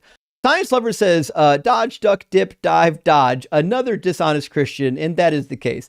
I know Apostle Logic really thinks that crying in the comments after taking his blows is going to make him look better, but buddy, it just makes you look worse. You're not helping your case here. People are literally just going to watch you get trolled up here while you're down there. And GP said, I love Raw Soul's crashing out too. Raw Soul, you've literally lost every debate I've ever watched you in. You're just as sad as Apostle Logic. GP says, is this an internal or external critique? Said the guy in favor of unaliving babies. I know, isn't that wild? That in the discussion of whether or not it's justified to murder innocent babies, he's really concerned about, hey, is this an internal or an external critique? That's the most important factor here, actually. And Adam says the Bible is garlic to Phil Bro's vampires. I know. It always is. Absolutely is. And even when you engage into their like bad philosophical morals, they won't engage back. Why should I have to follow your subjective morals from your relative moral God? Why? Give me a good reason. 55445 said, remind these Christians that in Genesis, God himself says we know right and wrong like he does. So our understanding of right and wrong is the same. I mean, that should be the entailment from the claim, right? So if we now know good and evil because we ate the fruit according to Genesis 3:22, then yeah, of course we should know right from wrong. You know what I mean? And GP says, your framework is subjective. Love when they think that's a gotcha. Come back to the table when you've actually learned something, Chad. I know. My framework is fucking subjective. I know it. And so is yours, and you don't know it. And that's what I'm here to tell you, friends. Behold says, apostate logic, apostate logic defines fallacious as disagrees with his presuppositions, and that is correct. I won't tell you which fallacy it is, but it is fallacious, no matter what. And Chode says, welcome back, Darth Dawkins. Oh, that's good. I like Darth Dawkins for Dalkin. Okay, I like that. We need we got to get some Dalton sound clips on the soundboard. Chode says, sin leads to death. Death leads to suffering. Suffering leads to dark side. Oh, that is the case. We didn't really even get around to the problem of suffering and evil. We should have done that. It is what it is. Kenneth, thank you for the 1799. Says this guy just wants argument for argument's sake, like any Phil bro. It's all goalpost shifts and big words. Let's read the Bible based on your views. I agree. I want to read the Bible. Listen, if you're a Christian and you can't sit down and read the Bible with me, then you're a waste. Herbie says, for soul believes, does soul have mass, weight, shape, smell, color? Does soul move around the body? Can it be seen on x-ray? What is soul made of? Also, great that Dunton could come back to life. I agree. That's a valuable question, right? What is a fucking soul, right? If they exist, how come they're entirely and completely undetectable? I think the best answer is because they don't fucking exist. Kid says Justin causes more crash out than freeway in Los Angeles on a rainy day. Yeah, that is the case. That is the case. I knew he was going to crash out though, by the way. Like I already knew. I watched a couple of his videos. I kind of got a flavor for what he was going to be like. I knew that was going to be a crash out before he got here. That's why I fired up the grill early. Aaron says, man, smug wannabe Phil bros are somehow more unbearable than actual smug Phil bros. I agree. Refusing to listen or form a cogent argument and then acts this smugly. I feel bad for his ancestors. I know. He's embarrassed his whole family. I hope they don't watch this. Although I will publish it so that they can. Code says, so apparently the logic of the apostle is lacking, sending their best every time. I know. The people ask, is God sending his best? Unfortunately, I think he is. It just happens to be that the best isn't very good. And Manager 1981 says, didn't say anything, but sent 5 deconstructions of gifted memberships. I really appreciate that. Memberships help the channel out immensely. I can't emphasize enough. I really appreciate that. An Everlasting Gobslopper says Apostles Diary entries. Day 1, oh, let's make a channel. Day 4, woo. 3 subscribers. Day 6, let's go play at Justin's channel. Day 6 also, hey, what's all this white stuff in my eye? That's about right. And Titubin says, keep up the great work. Well, thank you. I appreciate supporting the channel. And I am the Big Cheese is here tonight. Says, imagine if divine command theory was true, but the believers go to the same eternal torment, but are compelled by the Holy Spirit conviction to believe it is paradise because God said it was perfect. Oh, it could be that God is just deceiving everybody for reasons that are beyond your your capabilities of understanding, and that he's testing you to see if you're an immoral POS. And people that are able to justify killing babies go to hell because it's awful. And last super chat from Matthew. Thank you for the super chat. Says, guess Justin needs to retire now. He got cooked bad. So many fallacious straw man go posts. Also, response Mormon got earlier. LDS Church has had to soften their stance on so many obvious false claims. I know. True, like on letting people, like letting African American people in leadership. They really had to like eat their own shoes on that. That was a tough one. Okay. Well, I guess we'll move on to the next one. Let's get Home Sweet Mama. Hello. Welcome in, Mama. Can you? That's funny. Can you hear me? Yeah, I can hear you. Can you hear me? Yeah, I'm just a little nervous, so I'm sorry. I don't know. It's intimidating. Well, it's certainly okay to be nervous. As long as you don't act like a clown like the last guy, you'll be fine. Well, I am a Christian and I love God a lot, so I'm going to try to talk, but I don't know if I have a skilled speech. I don't know. I'm going to have a conversation, but I'm a little intimidated. I'm just a little nervous, but okay. I understand. Don't worry about it. Bear with me. Okay. So yeah, can I ask you questions? Because that kind of helps me to get the conversation flowing, and then I can kind of warm up to you a little bit. Yeah, I'm a little nervous. Okay. You're being nice. So like typically when people come up and they're being nice, I give them a lot of leeway. Okay. I do have a lot of biblical knowledge and I would like to talk to you, but I'm not going to be like as argumentative. So I'm sorry. I try not to be that way, but I just want to start with asking you questions and then we'll see where the conversation goes. Sound good? Sure. Mm-hmm. Okay. Sorry, I'm a little nervous. So if I stutter, I'm sorry. Okay. So I talk really fast when I'm nervous. Okay. So have you ever believed in God before? Like, have you always not believed in God, or did your belief system like change because of an experience? Well, I was a Christian for about 20 years. I was in ministry for about 10 years, and I went to Bible college and seminary. And the thing that led me away from the religion was studying the Bible. It just couldn't hold up to scrutiny. It was demonstrably untrue. And I think the straw for me that broke the camel's back was not a bad experience. In fact, I have nothing but good memories in the church. The straw that broke the camel's back for me was really diving into this idea of the Jewish Messiah from the Hebrew Bible. And it turns out that Jesus doesn't meet any of the qualifications for the Jewish Messiah. And also the prophecies that are attributed to him are just like random out of context quotations.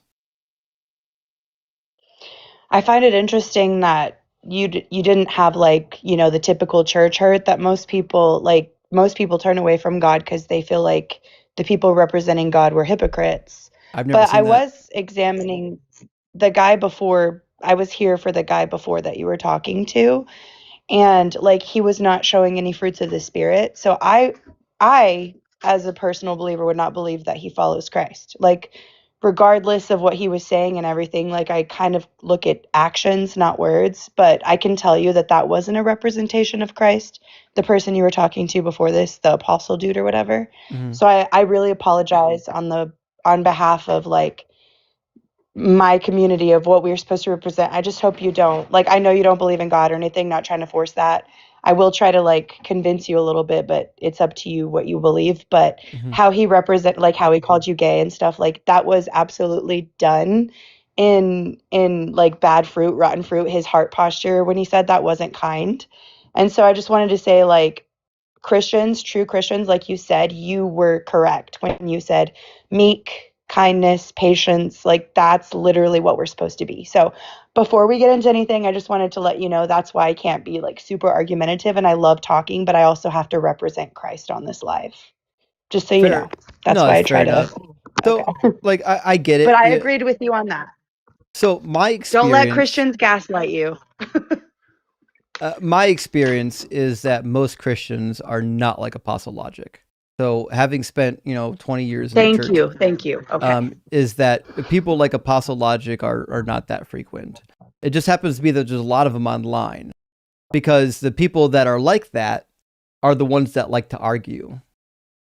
So they go online. Well, it makes me very frustrated. It makes me very frustrated because the thing is if we are actually following Christ, let's say that you were being inconsiderate to him, right? Let's say you were being mean to him. Well, if he actually does follow Jesus, then he's supposed to bless his enemies. Like he needs to practice what the Bible says. And it frustrates me because this is why people are walking away from the faith. It's like we're supposed to be different. And if we claim that we have God, we should look different, and we shouldn't ridicule people, even if they ridicule us. But it was just really bothering me because like, it's okay if an unbeliever makes mistakes because they don't know any better, but someone who supposedly reads the Bible should put it into practice and not treat people that way. That's all. I'm sorry. That's just a whole nother thing, but it makes me upset because like he proves God doesn't exist by his actions. Like people make people believe God isn't real when they don't treat people with respect. Do you know what I mean? Yeah. He doesn't prove his argument. Like there's no act of Jesus actually transforming his life. Like he doesn't know God. He doesn't know Jesus if he's treating people that way. So Right. I'm just saying I don't go by if people say they're a Christian. I go by their fruit. Yeah, First John says that. If you read the book of First John, Yeah. he says, I love someone who knows their First John. Yeah, if you hate a brother, the light is not in you. So, what do you think is the best piece of evidence or the best reason to believe in either the Christian God or any God at all? Well, I'm gonna treat you as someone who's very knowledgeable on the Bible because I believe your experience, and I'm sure you've read it, right? Yeah, I've been through it. Before being an atheist, you probably read it. Well, yeah. You know that the Bible says faith is the conviction of things hoped for, not seen. And in the scriptures, Jesus said, "Blessed is the." Oh, good man! This is awesome. Sorry. And then I just love people who read their Bible, even if you're an atheist. But anyways, Jesus said, "Blessed." He said, "You have seen and you have believed," right? To someone, and he said. But blessed is the one who doesn't. Yeah. But blessed is the one who hasn't seen. So faith doesn't require, like, you have to look past logic with faith. And there's some things that you can't ascribe with logic. And in my personal experience, and I'm not discrediting yours or anyone else's, like God is more than logic in my life. Like I have encountered him. I hear his voice. I'm extremely close to him. And there was a time in my life when I went to church every Sunday and I didn't even know him. And I'm going to tell you something that's going to shock you. When I first encountered Jesus, he told me to leave the church building. I came from a religion that believed that women are to keep silent. And my whole life, I thought God didn't love me because of that religious trauma. Like, unlike you, I have church hurt. I have a special needs son with autism.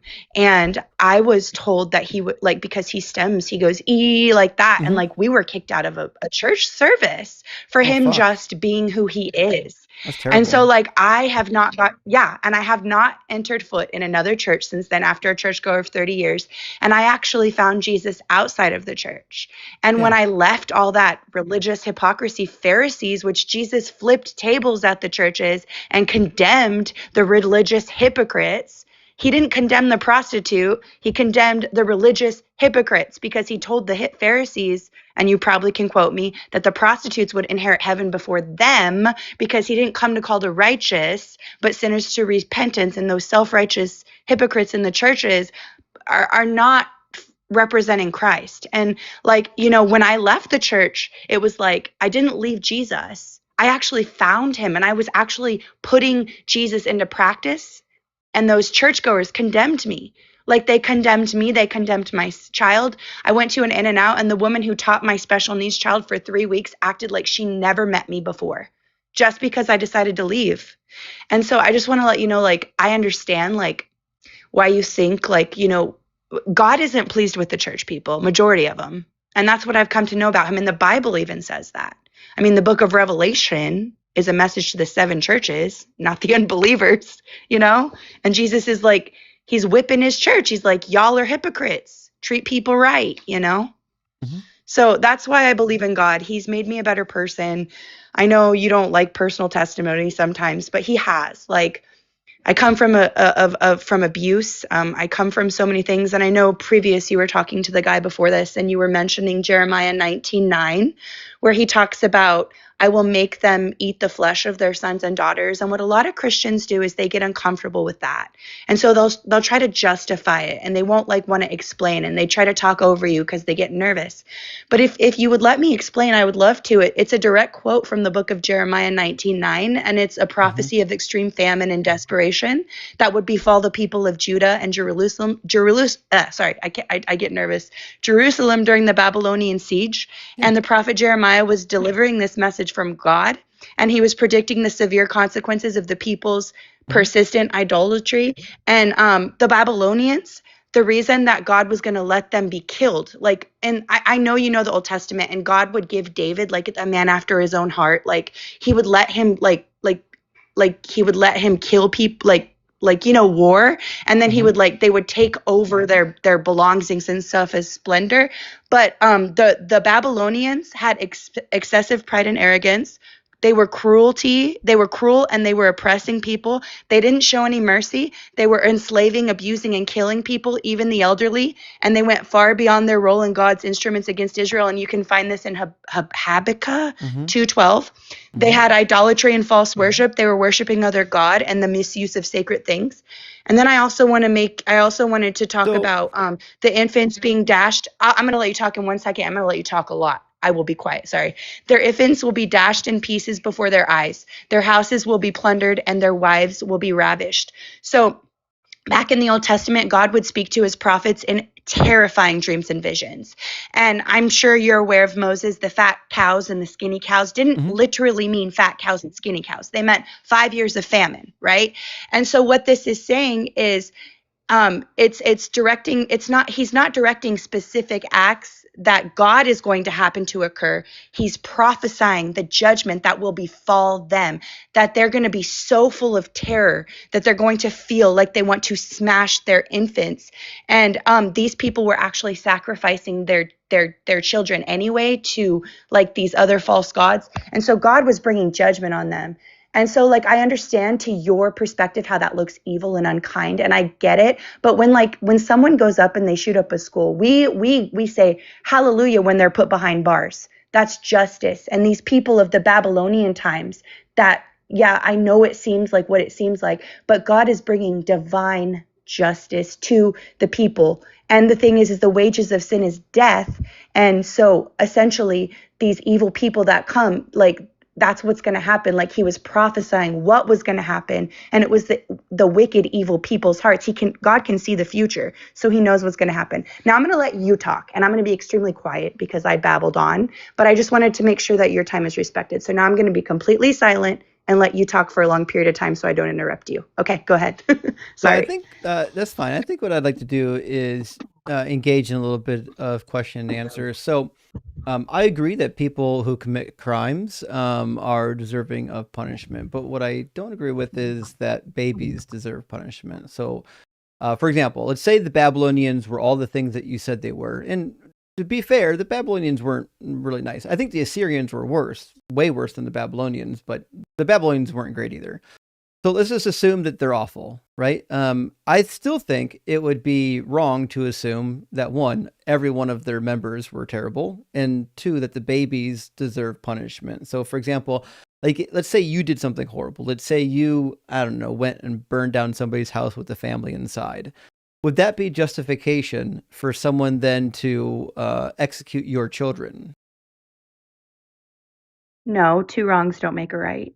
You got it, right? So when we talk about the wickedness of the Babylonians, God's all powerful. Like he could punish the Babylonians and specifically only punish the guilty ones if he wanted to. In fact, we see that kind of thing happening in Egypt. When God sends the plagues, what does he do?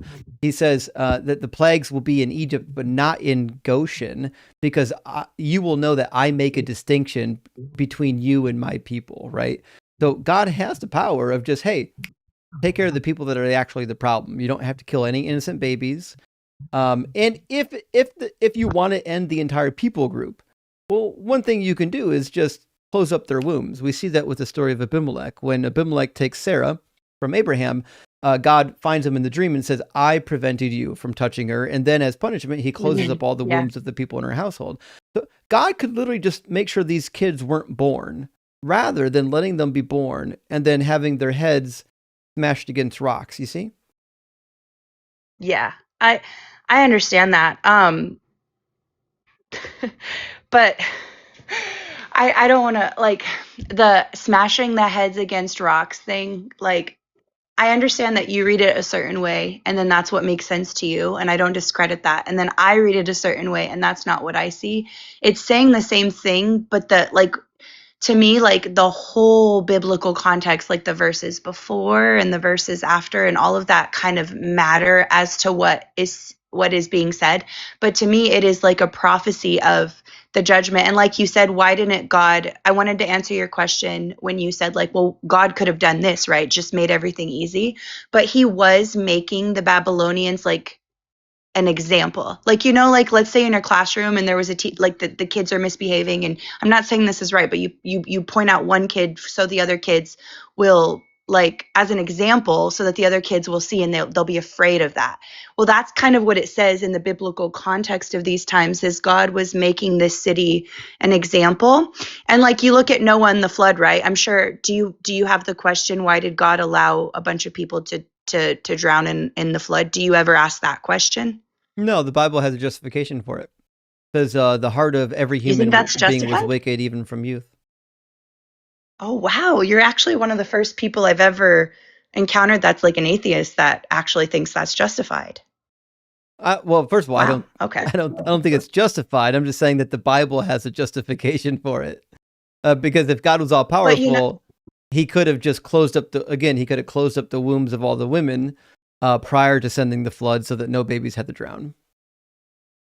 True. That's very true. So this is my thing. And I just want to pick your brain a little bit. So how long do you remember how long it took Noah to build the ark? 80 years. Yeah, it was like 80 to 100 years. Okay. Yeah. And why did God make it take so long? What was he waiting on? Well, there's debate. What was he waiting on? Well, it depends on which book of the Bible you turn to, because according to the New Testament, Noah was a preacher of righteousness. According to the Old Testament, there was no preaching. So, well, what I'm trying to say is, I'm sorry, I know everybody in the comments is like, she's breathing heavy, she's a child. Yes, guys, I get really nervous. No, I'm not the best at speech. She's not a child. She's being nice. I'm not the best at speech. I'm a little socially awkward. Like, I have a child on the spectrum. I might be on the spectrum. I don't know. I'm trying my best here, but I just get really nervous, like, when a lot of people are listening. There's like 500 people in this live, but I'm not trying to be annoying or whatever. But anyway, I don't want to add any more fuel to the fire, but there's about 1,600 more people watching on YouTube. Okay, well, thanks. Gee, thanks. Okay, yeah, no, I know. I'm a little awkward. Like I told you, like, I'm a Jesus freak, okay? People call me weird all the time. Like, I don't cuss. Like, I'll be like, what the fork, when I stub my toe. Like, yes, I'm awkward. I'm sorry. I'm aware of that, but it's who I am, and I'm sorry. It's just who I am. Anyways, I believe that, like, according to the scriptures, that God was waiting on the people to repent, and he could have, like, you know how people will sometimes say, well, why did God have to kill them with a flood? Well, he gave them 80 to 100 years to reach repentance. And so, like, just like Pharaoh, even Pharaoh, the wicked king, he gave him 5, 6, 7, 8 chances to let the people go. Well, and only when he was so stubborn did he give him over to a deprived mind and a hardened heart, right? Not quite what it says. Right, God says that he's going to harden Pharaoh's heart so that he can perform the wonders in their sights. So God, he does say that. He does. Pharaoh, you're right. Especially before the last plague, he says that he's going to harden Pharaoh's heart so that he could perform this last plague, and then they will know that I am Lord. So God literally hardens Pharaoh's heart just so he could murder all the firstborn. Okay, and I did have another question about murder. Okay, so if I kill someone, it's murder, right? Just say yes. I know it's obvious. Yeah. I have a point I'm trying to make.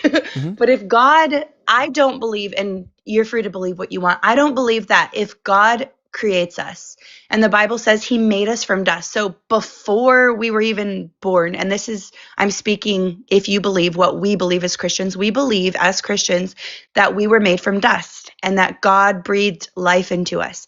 So if we were made from dust and God breathed life into us and he's judged, correct? Then that means that we are all held accountable to him at the end of our lives. Like he created us, and then when we die, we go back to him. So to me, I don't think of it as murder. I think of it as him taking back the life he gave, because we wouldn't even be here had he not created us. Do you understand what I'm trying to say? I know that sounds kind of strange, but that's kind of what I think. And I'm not trying to be insensitive to unaliving and stuff. Like, I know you're very passionate that you feel like it was cruel and unjust, and I want to respect that. But I also feel in my heart that, like, you know, God knows everything. And these people that are unalived, like, I know I can't really justify the babies, but the other people, like, it said that every thought and intent was wicked. How many people do you know who pretend to be nice, right, to your face, and then behind closed doors they're talking about you, they're wicked? Like, God knows hearts when people put up fronts, you know. But my point has nothing to do with the flood, right? So, Okay. Sorry. Let's talk about the infants that were killed. So, you know, a portion of the firstborn that were killed were actually just children of the slaves. So it says that all the firstborn in the land of Egypt were unalived, even those of the slave girl at the mill. So this to me, I know you're going to say, well, that's just God taking a life. But what you're really saying is that God gets a different set of rules, right? You believe that there's these universal rules, like it's always wrong to murder, but also it's okay when your God does it. Well, this is typically what we call special pleading. And this is what people do when they see something that's inconsistent and they don't really have a good reason for it. Now, your reason is obviously that, well, God is the grantor of life, but I think that argument kind of falls through. Like, I don't think that realistically you believe that just because something's like powerful and created you, that it can then do anything it wants to. So, for example, like in Greek mythology, Zeus came down and raped a couple of women. Do you think that rape was okay? He can do it because he's God? No. Right. Okay. No. So if you can judge Zeus for raping women, then you should be able to judge Yahweh for raping women and killing babies. Yeah, I would agree that if I truly believed that God did that, yeah, I would not follow that God, but I don't. And I do believe that the Bible, a lot of it is written in third person. In fact, it is a third person account from the apostles. And so when people are describing what happened, it's like a firsthand account of what they saw versus what God actually said. So for example, in the book of Genesis, when Cain killed Abel, God did not want Cain to kill Abel. In fact, he punished Cain for killing Abel. But someone might look at that and read and say, oh, Cain killed Abel. God wanted Cain to kill Abel. And that's what I feel like a lot of people, when they read the Bible, I think it comes from maybe misconceptions. It's not that I feel like everybody's intelligent. I don't think there's anyone dumb. Like I said, I have a child with autism and people tend to look at him like he's inadequate. So I'm very adamant on everybody, even if I disagree. I think they're smart. I just think sometimes we can be misinformed, or we might make choices where we don't understand. But I truly understand what you're saying. So, like, for example, what I'm saying, does God not say that he's going to have women raped and babies killed? So it's a prophecy that's going to be fulfilled. Yes, he does say that that is going to happen. He does say that. You are correct. He says that. But, go ahead. Did he say he's causing it? When he says, I will make them eat the flesh of their sons and daughters. Yes, it's a direct quote from the book of Jeremiah. And it's a prophecy of extreme famine and desperation that would befall the people of Judah during the Babylonian siege. So it's a metaphor, like they're going to be so hungry. Not a metaphor. So yes, he's causing the famine. No. Well, he is causing the famine. But when he says that he's going to cause them to eat the flesh of sons and daughters, what does it mean when he says cause? It means that he's going to make them so hungry that they're going to be so desperate that they would result to that. It is a metaphor in the way that I read it. That's what I see. But I'm not saying Well, you're incorrect. I let everybody have their own interpretation. But when I read it through the Spirit but of they God, do. like what Jesus shows me, that's what I see. But they do eat the flesh of their sons and daughters. Lamentations records it. In fact, it was I don't want to say it was common, but it was a well-known thing when siege warfare got really heavy and you ran out of food to eat. Sometimes you would cannibalize the young. In fact, in the book of Kings, we see exactly that. There's a war between the Arameans and the Sumerians. And the siege becomes so great that a woman makes a pact with her neighbor, says, today we'll eat your son, tomorrow we'll eat my son, right? And then the woman reneges after, right? So this is something that really happens when God says in the Bible, I will make them eat the flesh of their sons and their daughters, and then Lamentations says that happened. Why would I think that that's a metaphor, and why would I blame anybody but God? I'm not saying that you're wrong. You're correct on every judgment you've made, and I'm not trying to skate around it. But what I am trying to do is I'm just trying to share my interpretation of what I think that means. And the spirit of, like, I'm kind of stumbling a little bit because I'm asking God for answers also. And something he put on my heart just now is that the Babylonians were already sacrificing their children to other gods, and they were doing abominable deeds. And so, like, them eating, like, let me explain. If I was in a famine, right?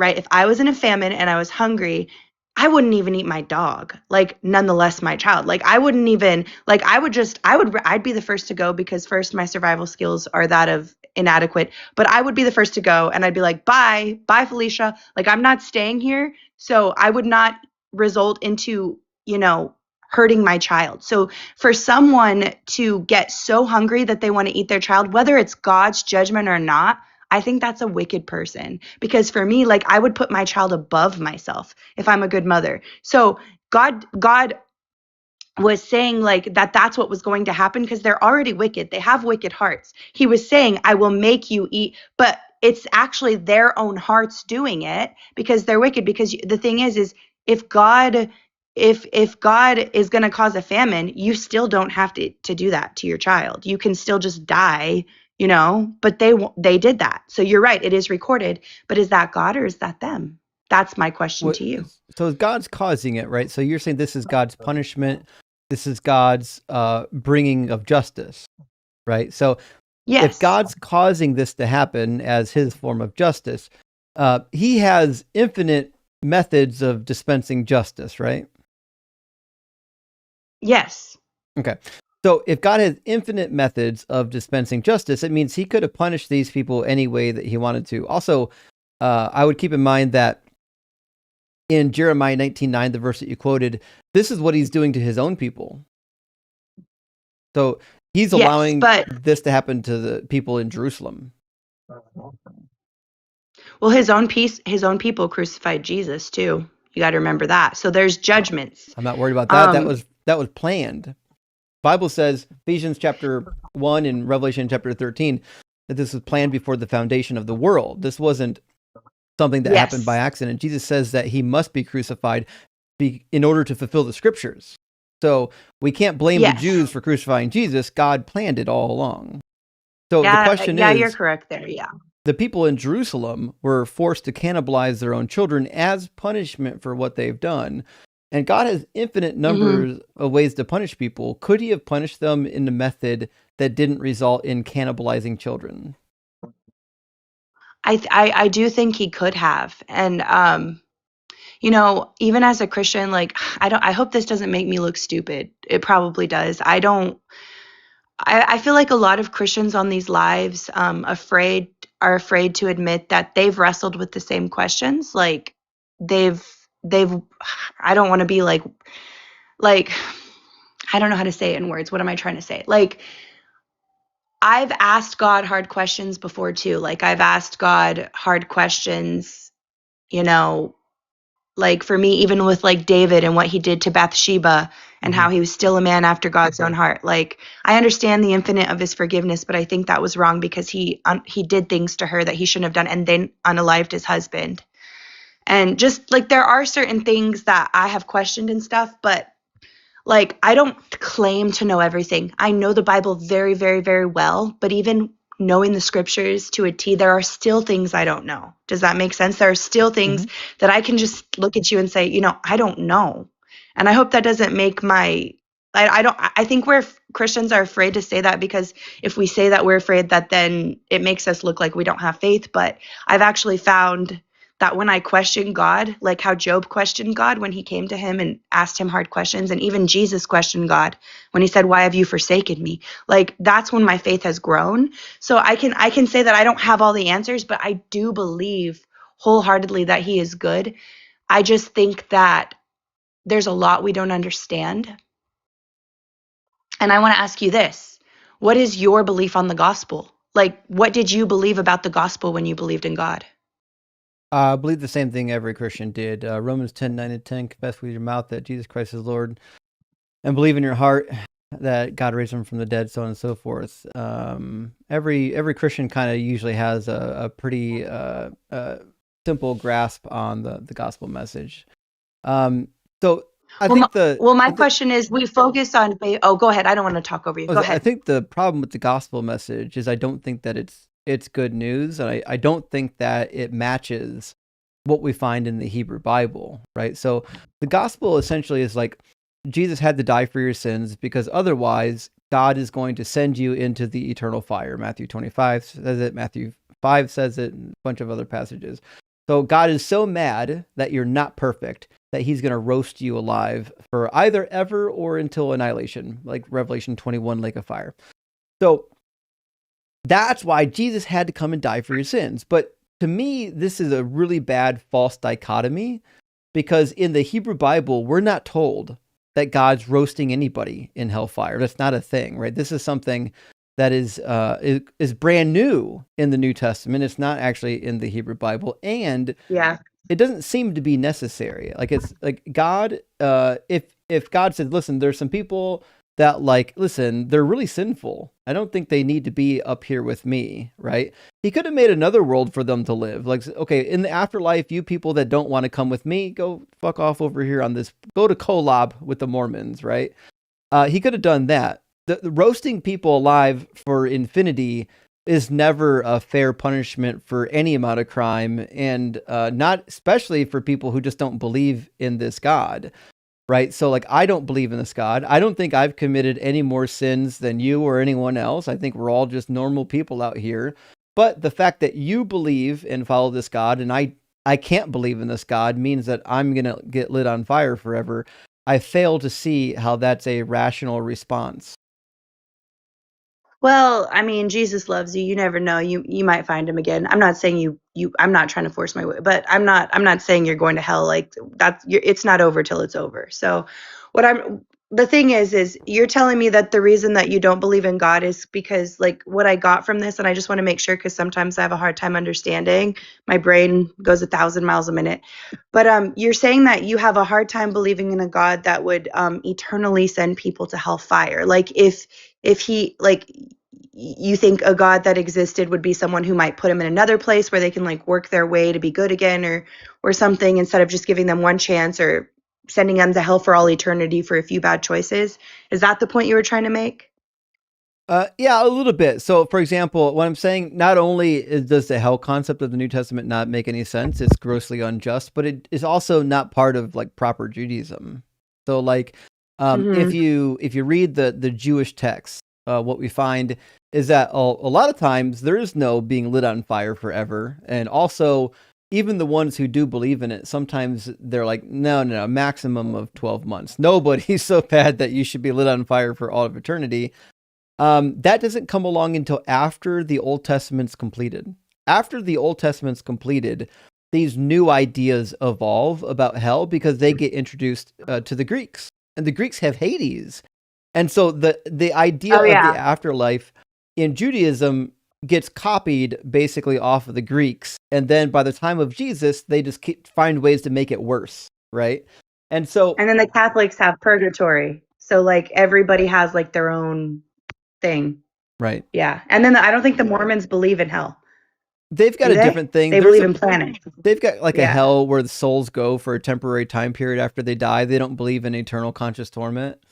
But to me, like the fact that the New Testament has to pick up on this new innovation, it was never part of the Hebrew Bible, to me is like a huge problem that the God of the Hebrew Bible just failed to ever mention it. And then Jesus comes along, he's like, oh, by the way, this thing you don't know about, you're going to go there and you're going to go there forever if you don't believe in me. But also, I'm not going to do any of the messianic prophecies. I'm not going to fulfill one of them.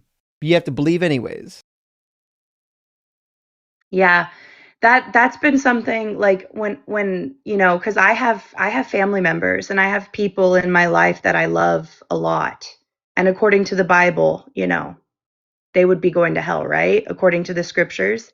And I've wrestled with that. And I've tried, you know, like for me, it's hard to think of that because I would give my life for them. Like I don't want anything bad to happen to them, even if they've treated me bad. Like I care about people. And so I think that's the hardest part of being a Christian. And that's something I wrestle with too, is like I worry about people too, you know? So I understand what you're saying. And sometimes I've looked at God and I've asked him, I'm like, God, why does it have to be this way? Like, why do people have to go to hell? Why can't we all just be in heaven with you? And I've asked him these answers. I've fasted, I've prayed. And the only thing that I've really gotten back answer wise from him is what he's responded to me is that that he made a way for us to be with him. And it's a free gift. It's Jesus Christ. And I know that that is an ultimatum. And I know sometimes like it seems like it's not free will because it's like people might argue, well, it's not free will because then if it was free will, then you wouldn't go to, like, it's like love me or go to hell, right? That's kind of what you feel, right? That's it. But yeah, I know, I understand. And that is justifiable. But the way that I look at it is like, everything in life has consequences, and I'm not saying that I like that. There's sometimes like if I eat 12 cheesecakes, I'm not going to fit in my jeans anymore. Like I wish there were no consequences because I wish I could just do whatever I want. Right, but then I'll die of a heart those. attack by age 40. Yes. Right, we so can't control the consequence of eating too much cheesecake. I know, and that's what God too. can control though is the consequences that he set. That's the difference. But God is setting the consequences. Nobody like tied his hands behind his back and says, ha ha ha, here's the consequences. You can't do anything about it. This is something that God decided. God decided that if you don't love me, you will burn. And this is preposterous in any other context. Like if I don't know. I don't know if you have a sister, but if you had a sister and I was like, listen, Mama, I'm going to ask your sister out. And trust me, it'd be the best date ever. My name's Jenna.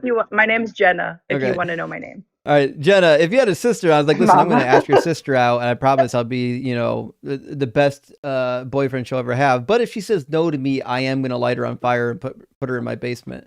Like, you would think I'm an absolute monster, and like, well, listen, I gave her the choice. She could have went with me, right? It's not a real choice. When the only option is you do what you're told or you get lit on fire forever, you don't have a choice. You've got a demand and an ultimatum. And you bring up good points, and I want you to understand, like, your feelings and your thoughts and everything you're saying are valid. Like, I've wrestled with these same questions with God, and I think every Christian who's an actual honest human being will tell you they have, but a lot of them like to hide behind a perfect image, and that's just not what Jesus is about. Like, he brings out the uglies in us and he fixes us. But I want to ask you this. You know that sister you said you think it's crazy, but let me ask you this. Would you die? Okay, if you knew someone murdered someone, would you die for them?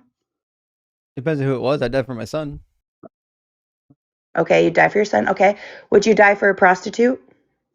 Maybe, but I know the analogy that you're going to give, and I think the while we were sinners, Christ died for us, and it says one might die for a righteous person, but Jesus died for a person. And I want to know, because like, do you know that most Christians believe in that Jesus is God? You know that, right? Do you know that a lot of people believe, based on John 1, that Jesus is God in the flesh? Did you believe that when you were you taught that? I was taught that, and once upon a long time ago. But the problem with this whole analogy is that Jesus doesn't get credit for stepping in front of the bullet because he shot it. You don't Okay, get credit. Have you read Isaiah 53? I have, but it's about the nation of Israel. It's not about Jesus. No, it's about him. It says that he was pierced for our transgressions. I know. You don't believe it's about Jesus? No. Not What? only do I You not really believe, don't? not only do I not believe it's about Jesus, but the scholars generally agree with me. In fact, every prophecy of Jesus, according to scholarly consensus, is some sort of a secondary or partial fulfillment. There's not a single prophecy in the Hebrew Bible where Jesus fulfilled all of the requirements in the original context in which it was given. And I know this because I went to Bible college and seminary. This is just the Well, consensus model.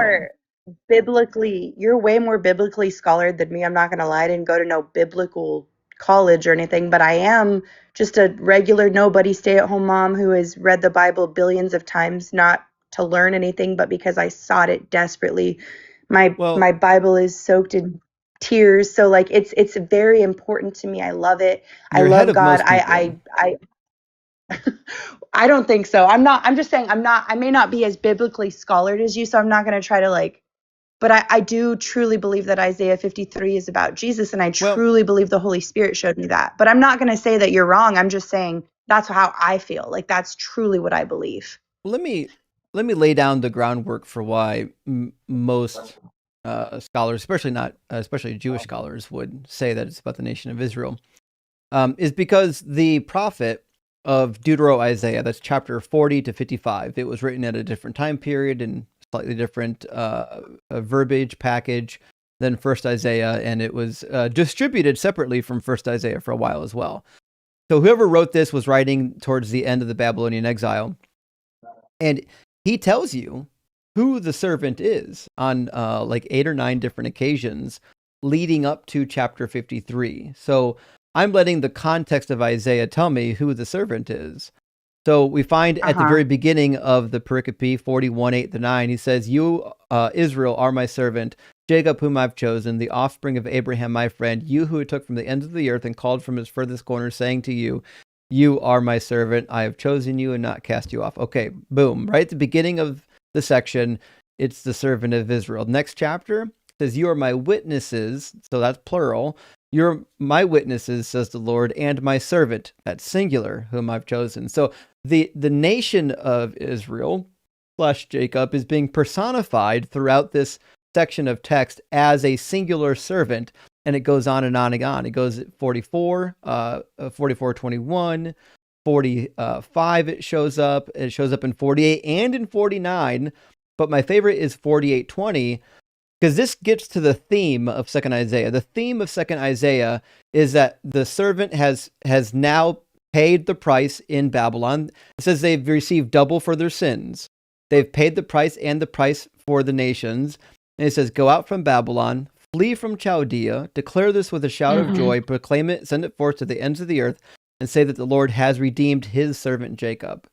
So when I get to chapter 53, using the rest of the context of the book, I'm going to say that's obviously the nation of Israel, because he's told me a dozen times prior to this that he's freeing his servant Israel from captivity, and he's getting ready to exalt them before the eyes of all the nations. Well, that really is an interesting take. I must live under a rock, because I always grew up believing Isaiah 53 was about Jesus. I'm not saying you're wrong. Can I explain just like a little bit why I think it's about Jesus and why I think it's important towards our topic about God's character? Really quick. I'll be very quick. Yeah, I mean, you're just going to say it sounds like Jesus because the New Testament wants you to think it's about Jesus, so they paralleled his experience. Well, the you know what of course you do. You're a biblical scholar, but you know what a header is before a text, like the little thing, the little subtitle. That's what I'm looking at. Mm-hmm. It tells us what the whole passage is about. And on Isaiah 53, it says the suffering servant. So the suffering servant was Jesus. So it says, "Who has believed our report, and for whom has the arm of the Lord been revealed? For he grew up before him like a tender shoot, and out of the ground he had no stately form of majesty that we would look at him, nor an appearance that we would take pleasure in him. He was despised and abandoned by men, a man of grief great pain and familiar with sickness, and like one from whom people hide their faces, he was despised, and we had no regard for him. However, it was our sicknesses that he bore, and our pains that he carried. Yet we ourselves assumed he had been afflicted, struck down by God, and humiliated. But he was pierced for our offenses. He was crushed for our wrongdoings on the cross. The punishment for our well-being was laid upon him, and by his wounds we are healed. Did All your of Bible us say like the sheep have cross? gone astray. Yeah, no, I added that. Oh, Sorry. yeah. I That's not in put there. like parentheses. No, sorry. No, you know what? You're correct. Thou shalt not add to the word of God. I repent. All of us like sheep have gone astray. Each of us have turned. Listen to this. Jesus I said, know. all of us like sheep have gone astray. Each one of us has turned to his own way, but the Lord has caused the wrongdoing of us all to fall on him. So, I know that we talk about the bashing of babies and the cannibalism and all that. Yes, like the Bible has things, but the core message of the gospel is that the Lord Jesus Christ loved you and he gave himself up for you and he died You for you. stopped before reading verse 10. Want to read verse 10? Oh, yeah. I didn't do that intentionally, but it says, but the Lord desired to crush him. Oh, yeah, that does sound a little brutal. No, keep Causing going. him grief. If he renders himself as a guilt offering, he will see his offspring. He will prolong his days, and the good pleasure of the Lord will prosper in his hand. As a result of the anguish of his soul, he will see it and be satisfied. So you're sad for Jesus that he had to die? No, what I'm saying is that whoever this is referring to, they have offspring. Oh, you're saying that's Israel? Oh. Which is why I think this is, again, about Israel, because if you keep reading as well, we discover that whoever this is, they're going to share the war spoils. If you go all the way through to verse 12, it says, I will allot him a portion with the great, and he shall divide the spoils with the strong, which matches what Deutero-Isaiah says about the nation of Israel. But verse 3 says a man of great pain. So Israel isn't a man. No, it is. So Israel's a man? Israel's not only a man, it's a son. So again, up until this point, Israel has been called the servant in the singular masculine tense 9 different times. Right? So the servant is what? I'm actually going to do a deep Bible study on it. I'm not going to say you're wrong, because I'm someone who looks into everything before I make judgments. I'll do a deep Bible study on it. Like now I'm intrigued. So that's going to be me for the next week. Yeah. So I have something to study. So we always learn and we always grow. I don't know everything. I agree. So if the prophet is saying that Israel is the servant in the singular masculine form, then there's no problem referring to the third masculine singular pronoun for the servant. In fact, he does it elsewhere. So that shouldn't be a problem at all. The other thing is that God also talks about Israel as being a son. In Exodus chapter 4, verse 22, you're right, he does. Israel's my firstborn son. So personifying the nation of Israel as a human entity isn't like some aberration. It happens pretty often. So you're saying that the Bible has metaphors that don't really mean what it means that you think it means? No. I think in the Bible, metaphors are pretty usually easy to see. So, for example, when God says that the nation of Israel is a servant, we know that the nation of Israel isn't a single human being. That's why one of the reasons why we know it's a metaphor. The reason why the nation of Israel is referred to as being a servant is because they're doing the service of God. In fact, by Leviticus 25, God says that Israel is his servant who he brought out of the land of Egypt. So actually, he says, my slaves is what he says. So the idea is that the nation of Israel is supposed to serve Yahweh. Well, I can't speak as fluently as you in all those big words and everything and all that jargon. You do a good job of all that. But what I'm trying to say is the same understanding that you have towards these scriptures, son doesn't mean literal son, it means Israel, which even though I'm not able to quite see that yet, but you're extremely adamant that that's the truth. No, I just ask that you take a second look at. Oh, okay. Well, I perceived that. I'm not saying you said that, but I'm saying I ask that you take a second look at those. No, it's my brain. I'm an odd one.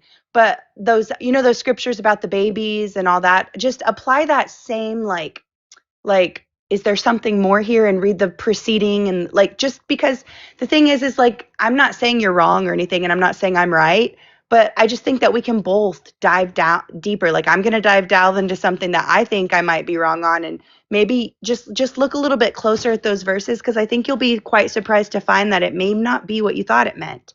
Because for me, like, that's kind of what I'm not Do you think I haven't looked at it? pushing you. I'm just I was a Christian for 20 years. Okay, then if you've already looked at it.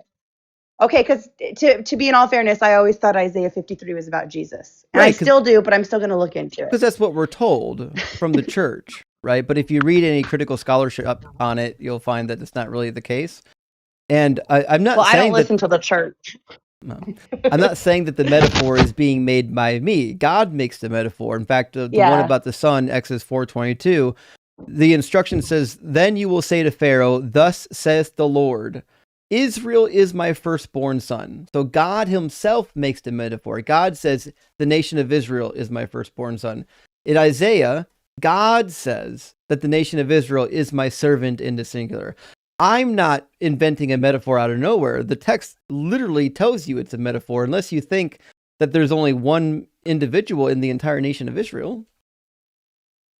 Well, the reason that I believe so strongly it's about Jesus, and you're going to think I'm crazy because I'm sure you don't believe that people hear the voice of God. I do. But whenever I came to God with my son who has special needs, like how we were turned away from, how I told you how the church turned us away because he had been stemming. You know what stemming is? Like, I do. I have some people don't know. Autistic son who's level 3 severity. Oh, mine's level 2. And so like he screams, like, he goes, ee, and it's really loud, but he only does it when he's happy though. Like his stems are from pure happiness. And most people in ignorance think that he's uncomfortable or that he shouldn't be in church, but he was happy. He was loving everybody and the old ladies in the hats and the music. Like he loved it, but they were assuming that he was troubled because they just are ignorant towards autism. Well, and then like I put him in, and I'm going somewhere, but I'm telling you why I believe it's Isaiah 53 is about Jesus. I put him in gymnastics class, and being a parent of an autistic child, how you have to plan every day, and like how their milestones come much later in life. So like my son learning how to cut with scissors at age 12 is a big deal to me, even though other kids learned at like age 2. So him going to gymnastics and being excited about it after being nonverbal for 6 years was a big deal to us. And we put him in gymnastics, and the teacher was just like treating him like he was an inconvenience. Like she was mad that he wasn't paying attention, and he was doing really well. He wasn't being disrespectful or anything, but like she just went after the class. She was just like, yeah, he was looking that way. And I was like, she knew he had special needs. And I went in my cart and I cried out to God because I felt like my son will never be accepted. He'll never be seen. Like people turn their face away from him. I have to fight for inclusion. And as a mother, I always get like, oh, you're just a mama bear. Like I get like I'm extra when I'm just fighting for rights for him to just exist in spaces that were not designed for him. And so like I cried out to God, and I cried out to God, and I cried out to God, right? And like when the Bible says seek and you will find, and he gave me Isaiah 53, and he told me just like Jesus was, they turned their face away from Jesus too, and he comforted me with that scripture. So the reason I'm so adamant, I may not have all the knowledge, but I have a relationship with God, and he really did comfort me. And I believe that that was God's voice.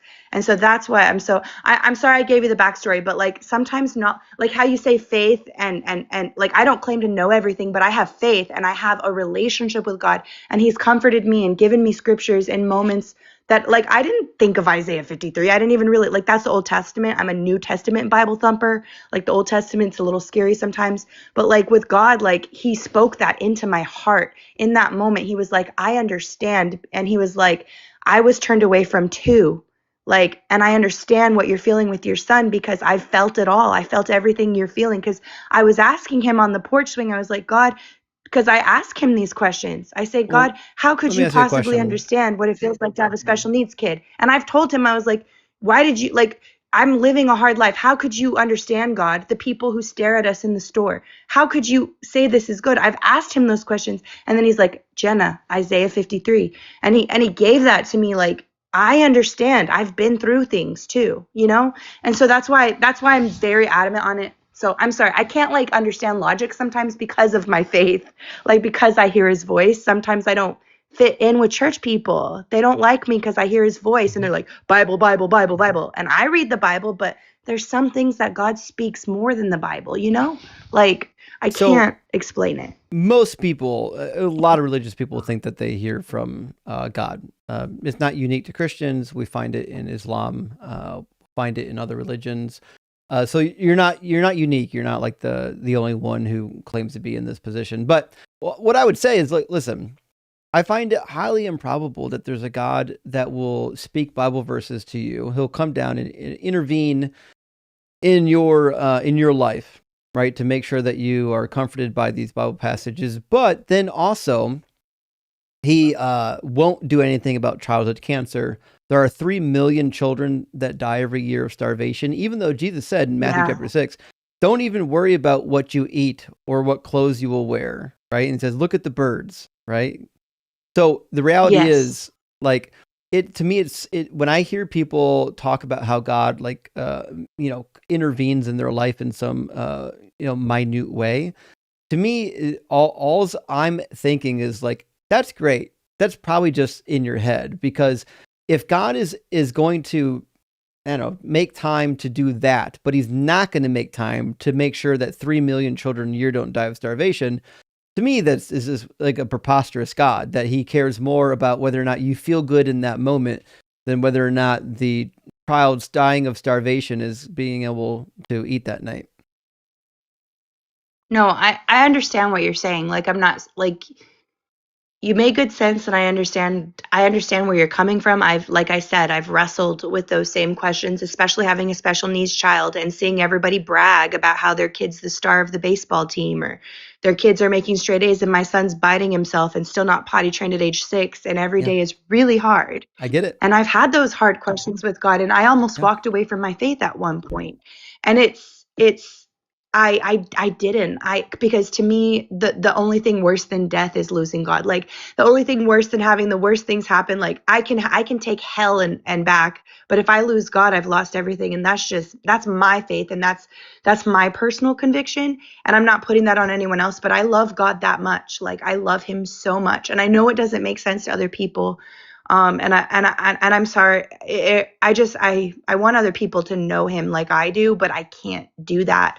But I understand all of your reasonings, and I hope I'm, at least, if you got anything from this conversation, you got a Christian that wasn't trying to prove you wrong, but just kind of have open conversations. I'm a conversationalist. I don't really like to argue with people, but I learned some new things, and I hope you did. And if anything, you're nice and polite, and we tend to like nice and polite people here. So we definitely appreciate you coming up and having a cordial conversation. Thank you for... It's fun to argue with people sometimes, like that guy before you. I know. Like, it could be interesting.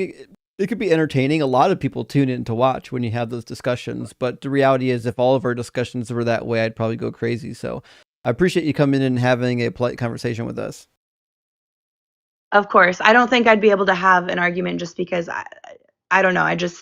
I would get hurt. I'm sensitive. I'm a sensitive person. So I try to leave everything kind, try to be meek and humble. And Well, all right. Well, thank you so much for the conversation. And I'm sorry I didn't argue. Take a look at the literature on Isaiah 53. Come back again. I've got a bunch of scholarly literature on Isaiah 53 if you're interested. I've even from Christian literature. And I'm more than willing to kind of give you some material to go over if you're interested. Sounds good. You're so wrong. I'm just kidding. I just tried to flip the switch and tried to get it. No, I'm just kidding. I'm just kidding. Just try to make you laugh. Okay. All right. You have a good evening. All right. Have a good one. Have a good night. All right. Thanks. Well, Jenna was her name. She was nice.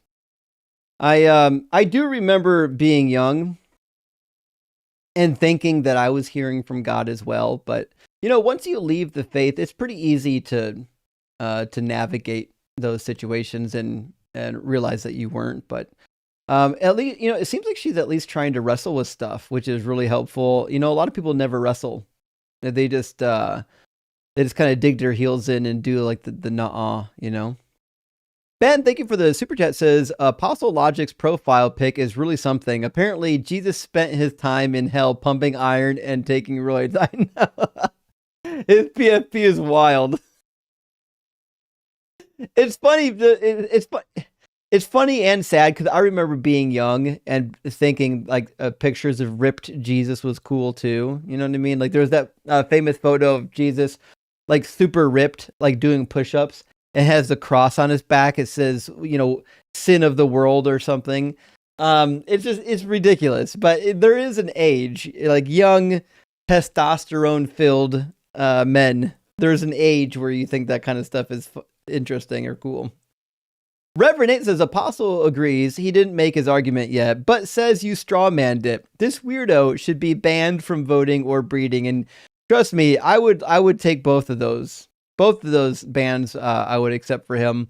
And Chode says somebody called the cops just as perpetrating child abuse. I actually think he is over 18, despite my my menacing remarks. And Collapse says, let me translate Apostle's argument for people not in Dalton's chat last night. Wah and boo-hoo. That is the case. Premise 1 was wah. Premise 2 was boo-hoo. Conclusion was I don't have an argument. Dr. Fudge says, thanks for playing chess with pigeons for our amusement. That's about what happened, actually. Indeed. And Missing says, I'm a depressed and unemployed Gen Z. Sorry about that. I hope you find some work. Says, thanks, job market. I know it's tough out there right now. I appreciate these late night streams so much. Thanks for keeping me sane this year. Well, listen, I'll do what I can. And, I really hope that we can see a bounce back in the job market. I know it's tough out there right now. I remember being young after the Great Recession. In the workforce, that sucked. I would imagine right now it's feeling a little bit like that. And I'm sorry that you have to go through that. Obviously I'm in a different position now in life. I'm older and I've got stability, but I remember being young and being fearful and uncertain about the future. And I'm sorry that you're going through that. Racket says that debate was so frustrating to listen to. Good job at keeping your cool, Justin. Yeah. I mean, to be fair, he was so ridiculous. It was hard to really be mad at him. You know what I mean? Like you can't really be mad at him. You can just kind of make fun of him. And Golok says, nom nom nom, cultist tears are so salty. I know. You know what? I need to buy some more soft pretzels to bake up here so I can eat during live stream. I haven't done that in a while, but I miss a good pretzel in the middle of a cooking. And Heather, thank you for the $10 super chat. Says, Justin, please go off on 10 Commandment stuff in public schools. I just want to hear it again. Maybe go off a little on Texas. Attorney General Ken Paxton going after the Texas DMV rulebooks on religion ads. Well, here's the thing. I'm going to disappoint some atheists here. Put the fucking full script of the 10 Commandments. In fact, put all of Exodus in the schools. Make the kids read the laws in Exodus from beginning to end. Force every last child to read them so they can see how depraved the rules of the Bible are. Make them see it. Make them see how God okays slavery. How God doesn't think that infants preborns are of the same value as postborns. Make them see all that stuff. Don't hide it from them. Martin says, Apostle Logic did take Philosophy 101. He was a C student and the class cringed when he raised his hand. That checks out. That absolutely checks out. Science Lover, good to see you tonight, says, granted, it was meant as a pejorative, but what the fuck is wrong with being gender non-conforming? Gender is a construct. I know. It's crazy that they'll get up here and call you names like that, thinking like you're supposed to find them to be offensive. It's offensive that you're an idiot. Code says divine justice equals injustice. That seems to be the case, at least with the Bible, right? With the Bible, that's certainly the case. And 03 Mangly says, I watch you and Ian almost daily. Well, thank you. I lean towards Ian's view. Objective morality is definable from a humanistic grounding. Can you talk a bit about your core disagreement? I don't know why people want me to talk about this so much, because I don't believe in transcendentals. That's the whole argument, right?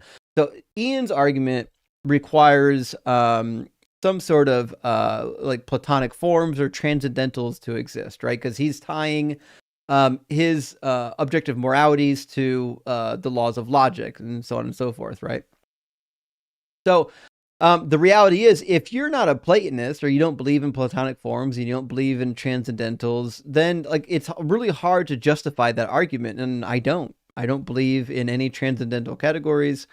I mean, I believe that there are some things that are like unchanging, like constants, right? But I don't believe in what typical people would call like transcendental categories. Simple Programmer says David Mills wrote Atheist Universe and ran for a presidential nomination. He made a sad announcement the other day on his YouTube channel, terminal cancer. If you know and appreciate him, maybe send love. Well, fuck, I didn't know that. That's terrible. I hate to hear that. Cancer is a motherfucker. Fucking hate cancer. I don't know how I'm going to die, but I don't want to go out with cancer. I know that much. Heart attack, maybe. Zoidberg, thank you for the $50 super chat. That's huge, my friend. Let's get some W's for Zoidberg. Says people like this caller may sound gentle and friendly, but make no mistake, these people are usually more harmful than Philbros in basements, as they are the ones that pocket abortion clinics for a good person to do bad things. You need religion. So, I mean, I don't know what this type of person, or like what type of a person Jenna is. I don't know if she would picket. I think you meant abortion clinics. It's hard to know. You know, I certainly wouldn't want to pass judgment on somebody that I don't know. Trevor says, can I get on a call? Yeah, Trevor. You have to get in the guest queue. Also, you can't get on the call while somebody else is on the call. I think that's pretty self-explanatory. When I'm talking to another guest, you don't get to come and barge into the conversation. You wait your turn like everybody else. I'm assuming that you're a Christian since you don't know how waiting your turn works. Also, thank you for sending me a $50 super chat to complain. Says you gotta unmute me. I know. Every guest that loads up on YouTube comes in muted for this very reason, so that they don't talk during other conversations, because I don't want to talk to 10 or 15 people all at once. We talk to people one at a time here typically. And last super chat for now from Mr. Nick Wick says maybe Jesus was just a guy who went into the forest, ate some strange mushrooms, tripped out for 40 days and 40 nights, and then told his 12 friends all the cool things he saw. That might be the case. I think that's more plausible than what the Bible lays out, you know, for the story of Jesus. The Bible story for Jesus is kind of crazy. Okay. All right. So the guest that's been waiting the longest is going to be Naaman. So let's grab Naaman. And then after that is, hold on, Moomin. That's a name. Okay. How you doing, Naaman? Or Namel? What's your name? Naimel? It's pronounced Namel. It's a unique name. All right. Well, welcome in. Are you at least 18? How you doing? God bless you. I am. That answers question number 2. You're a believer. Are you at least 18? Yes, sir. Yes, I am. Great. And which God do you believe in?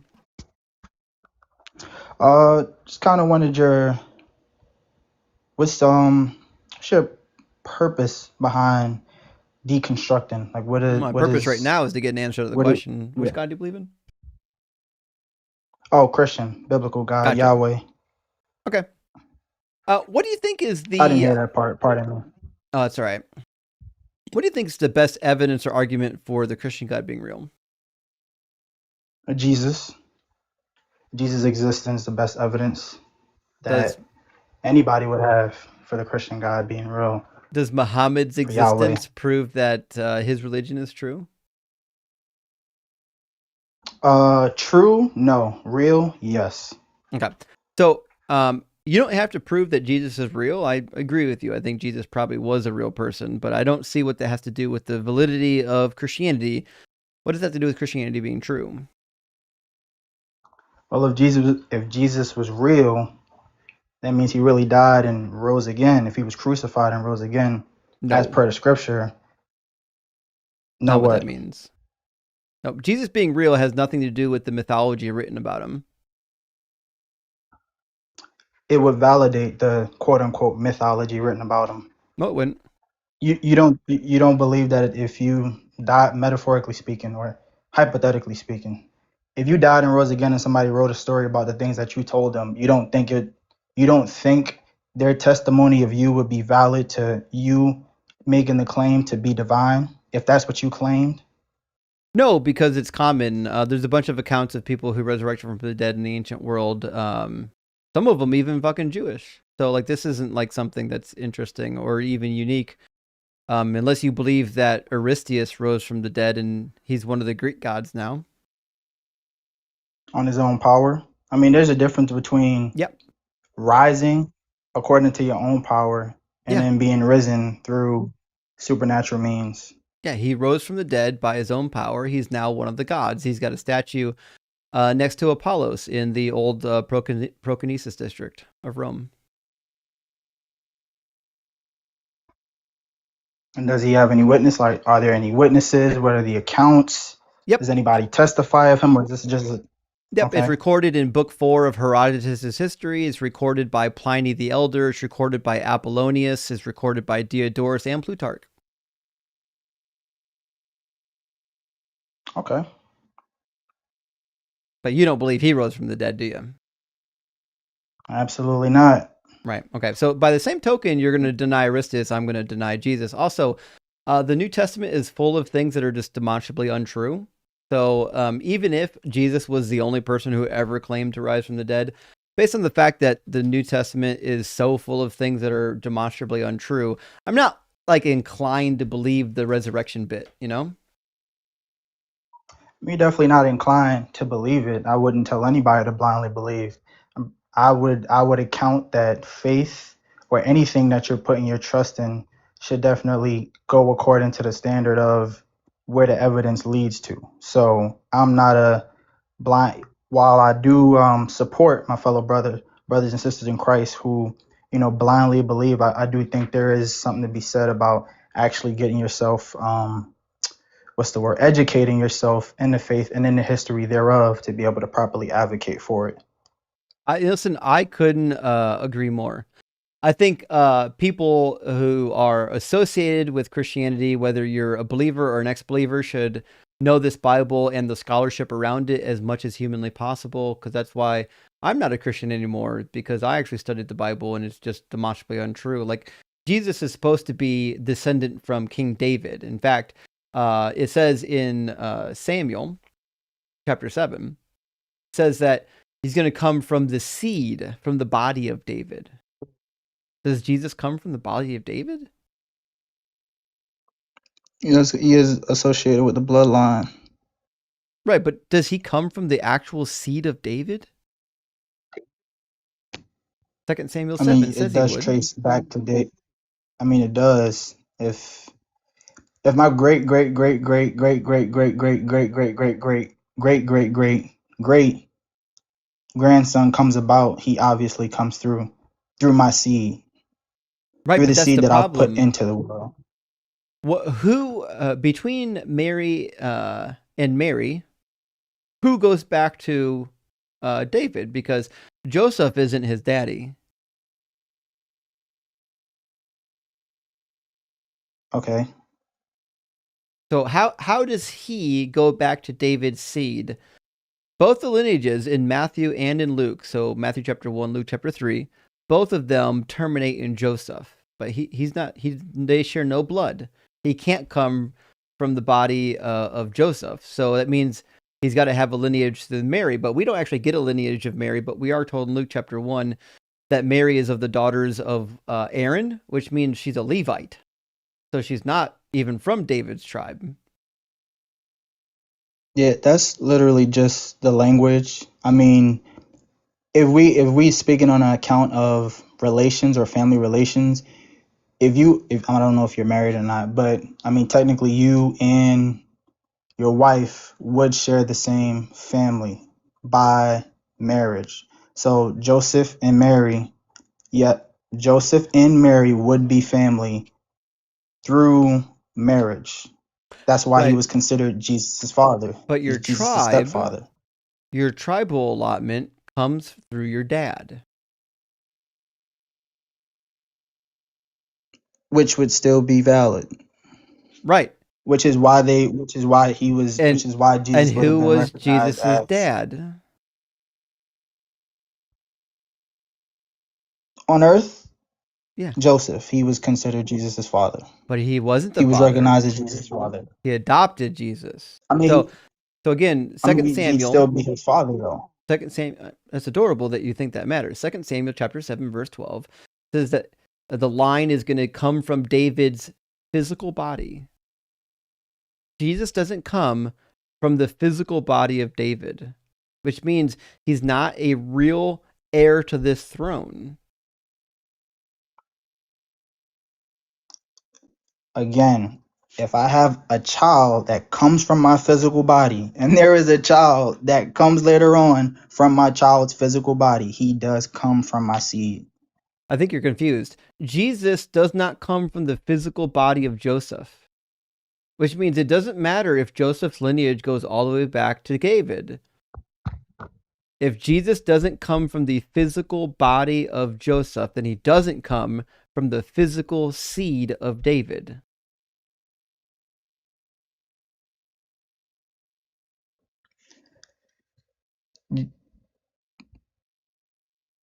Mary is Jesus' mother. That's how that's how Jesus comes about. Okay, through David. So who can we trace Mary's lineage to? It's in one of the Gospels. Where?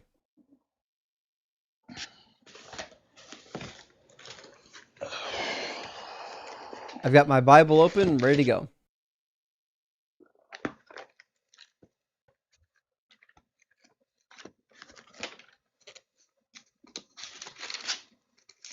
So are you going to give me the contention that because Mary's name isn't mentioned, that it isn't her bloodline, or are you going to be consistent with the scripture? Because I mean, it's clear that they both don't both genealogies recorded in Luke and Matthew aren't intermingled, aren't of what do you call it?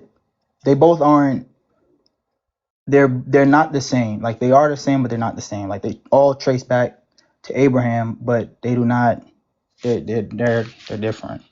They both go to Joseph. They're different genealogies, basically. They yeah. I mean, they're connected to Joseph, but again, Joseph was married to Mary, so he'd still be recognized as part of the bloodline. Nope. So it says Jesus was about 30 years old when he began his ministry. He was, as was thought, the son of Joseph, the son of Heli. So Luke 23 ties the genealogy to Joseph, saying that Joseph is the son of Heli, and then he traces it back. So Luke is about Joseph, not Mary, correct?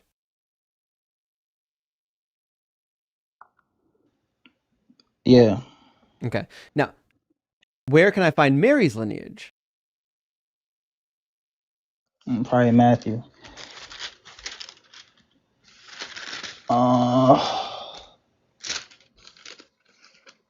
Yeah, the beginning of Matthew. Mm-hmm.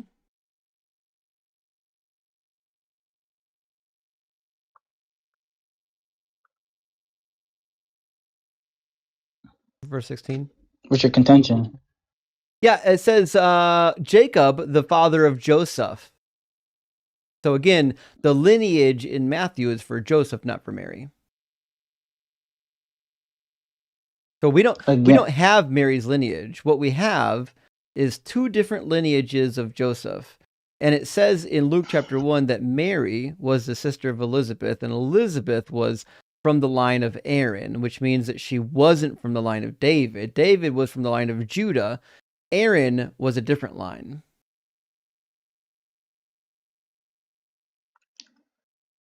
So you're telling me that no matter how these genealogies are explained, and no matter how Jewish culture is referenced within Scripture, as it pertains to Jesus and Mary and Joseph having the same bloodline through marriage, you're just gonna reject it.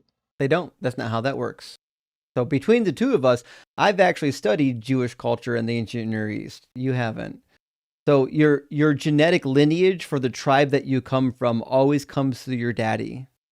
So if you're from the tribe of Judah, that means there's a string of dads going all the way back to the tribe of Judah. The woman is irrelevant.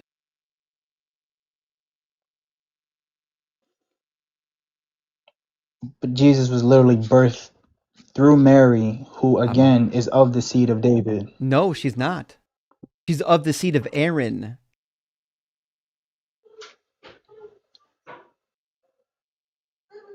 Luke chapter 1 says that she's from the lineage of Aaron, her and her sister Elizabeth, both.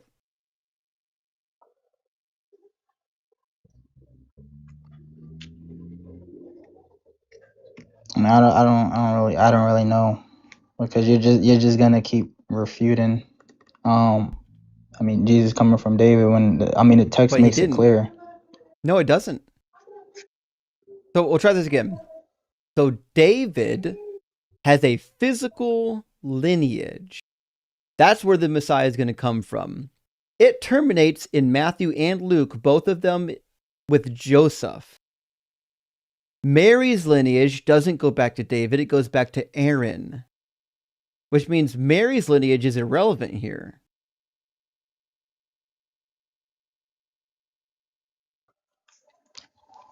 How is it irrelevant if it's literally accounted for in the text?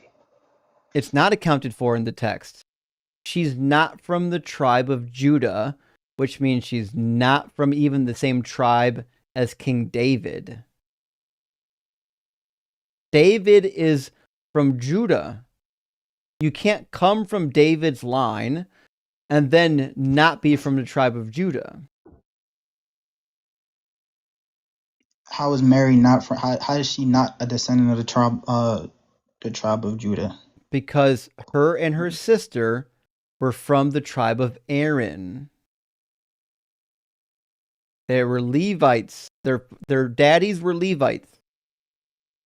And okay, and were they not all a part of the kingdom of Judah? No. Are they not? Luke was chapter Israel not 1 verse broken 5 apart?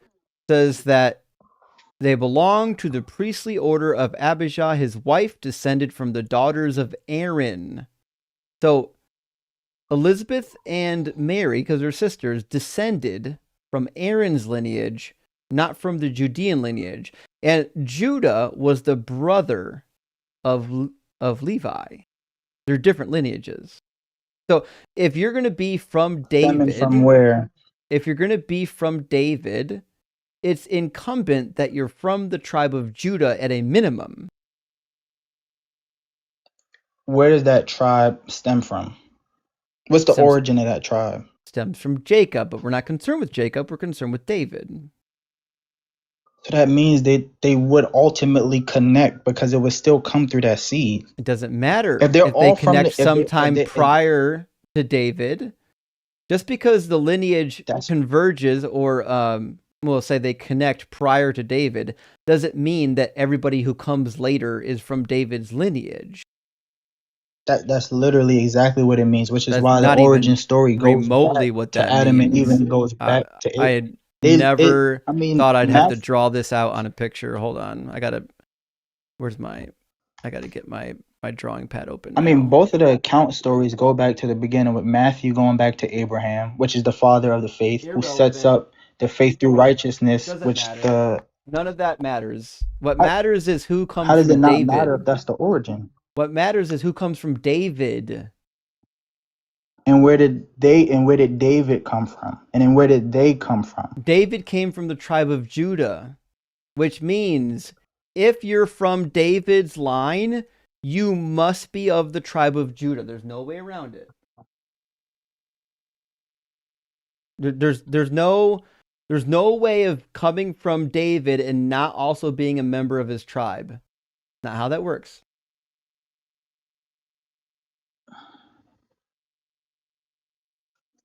Hold on, I'm getting my whiteboard out. Give me a second. I haven't fired it up yet. Take your time. Okay, whiteboard's out. Take your time. Okay, so we're going to do a family tree. There we go. And the family Are tree you gonna start from is the beginning, or are you just starting from David? starting from Jacob. Instead of family tree. Okay. Okay. The family tree is going to have 12 branches. Just imagine there's 12 branches on this tree.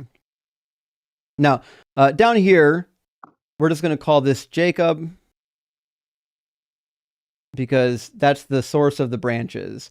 One of these branches we're going to call Judah. Another branch we're going to call Levi. Now, as it turns out, just because Judah and Levi come from Jacob, doesn't mean that if you're born from Levi's lineage, that you're also from the tribe of Judah. So the tribe of Judah, so let's do it. Here, we're just going to put Aaron. So we'll do Aaron, and here, sometime later, we're going to put David. So what that means, because Aaron and David are not part of the same lineage, right? They if you go back in history, yeah, they have a same forefather somewhere back there, but we're looking at moving forward, right? So what that means is that my thing. There we go. What that means is that if you come from the line of Aaron, like we're just going to call this Mary. What that means is that you didn't come from the line of David. You can't be from the line of David if you came from the line of Aaron.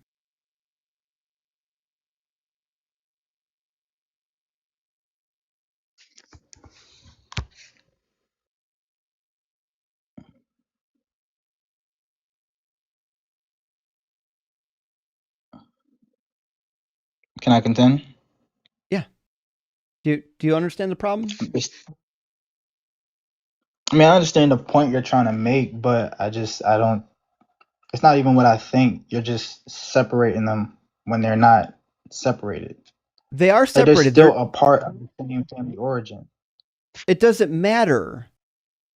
I'm not asking you if they all came from Jacob. I'm asking you which one comes from David. David wasn't a Levite. David came from the tribe of Judah, which means if you come from David's line, you are of the tribe of Judah. If you're a Levite, you're not from David.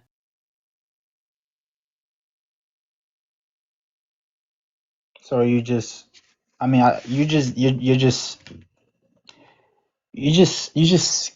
skipping over the genealogies though. Like I didn't. It's crazy how you're separating them because they're literally both from the tribe of Judah.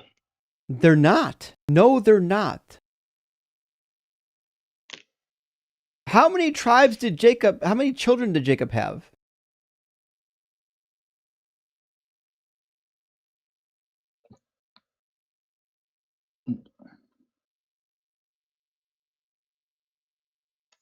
It's 12 plus Dinah.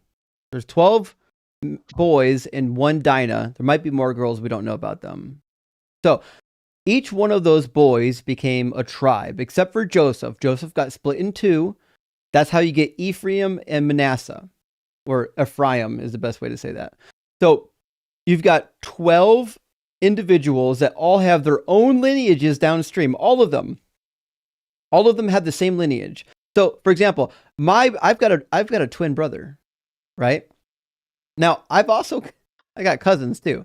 So I'm going to have a lineage that is distinct from my twin brother, right? And while somebody might come from me and somebody else might come from my twin brother hundreds of years from now, and they might even come from the same tribe. We'll call this my dad's name, Jerry, the tribe of Jerry. The reality is, if we're doing tribes by our names, Justin and Josh, then they're not from the same tribe. If you're from the tribe of Justin, you're not from the tribe of Josh because you have separate daddies. So if you're from the tribe of Judah, that means you're not from the tribe of Levi.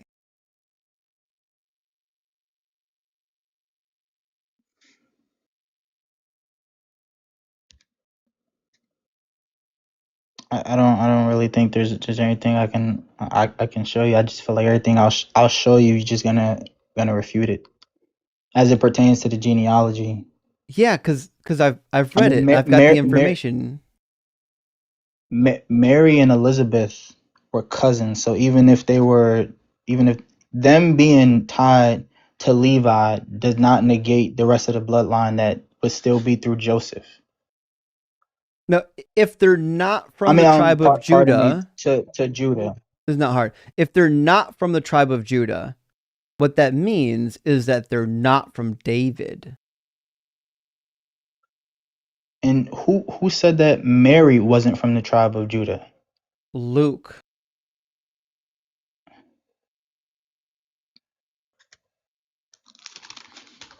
He said she wasn't from the tribe? Luke chapter 1. We've already read this. Yes, we have. And? You're incorrectly reading into the text. What did I read into it? That Mary is not from the tribe of Judah. Who does it say? I mean, who does it say is from what tribe?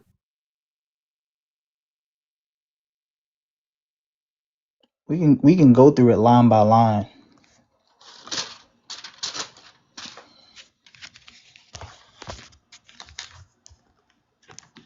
What we have in Luke. Hello? I'm here. What we have in Luke is that Mary and Elizabeth are family. They're kins. Right? Which means... Right, cousins. Not so fast. It means they're kin. Now, it could be cousin, could be sister, probably cousin in this instance. We don't have to worry about that right now. The reality is they're related, right? Which means either one of two things is true. Either they have the same daddy or their daddies are brothers. Either one of those is the same problem. So if Elizabeth, right, if she's from the tribe of Aaron and her dad is brothers with Mary's dad, that means Mary's dad is from the tribe of Aaron. That's an assumption. No, it's true. That's literally just an assumption. No, it's 100% true. Okay, we'll try this again. I share a father with my brother. Do you think Mary's father and Elizabeth's father shared the same father? No. Okay, so Mary and Elizabeth have fathers I'm sorry, that are brothers, but they don't have the same dad. The amount of nonsense you have to add to this book is wild. I misheard. You said Mary's. You said Elizabeth and Mary, or did you say Mary's father and Elizabeth's father would have different fathers? If Mary and Elizabeth are cousins, what that means, right, is that their fathers are brothers. Okay. So what that means, or mothers, is that, well, it depends. And typically the lineage, as we've already discussed, the being of the lineage of somebody is traced through the father. That doesn't negate the mother, though. Well, I mean, the reason it can't negate the mother is because we don't know trace that lineage through women. It doesn't negate the women, though. Like I hear what you're saying. We don't have a lineage. Again, there's no lineage given for Mary in the Bible anywhere. Nowhere. Not a single word of the Bible that gives her lineage. The best you'll ever get is Luke, because Luke says that she's kin with Elizabeth, and Elizabeth is from the line of Aaron, which means either Mary's from the line of Aaron or you have no idea where she's from.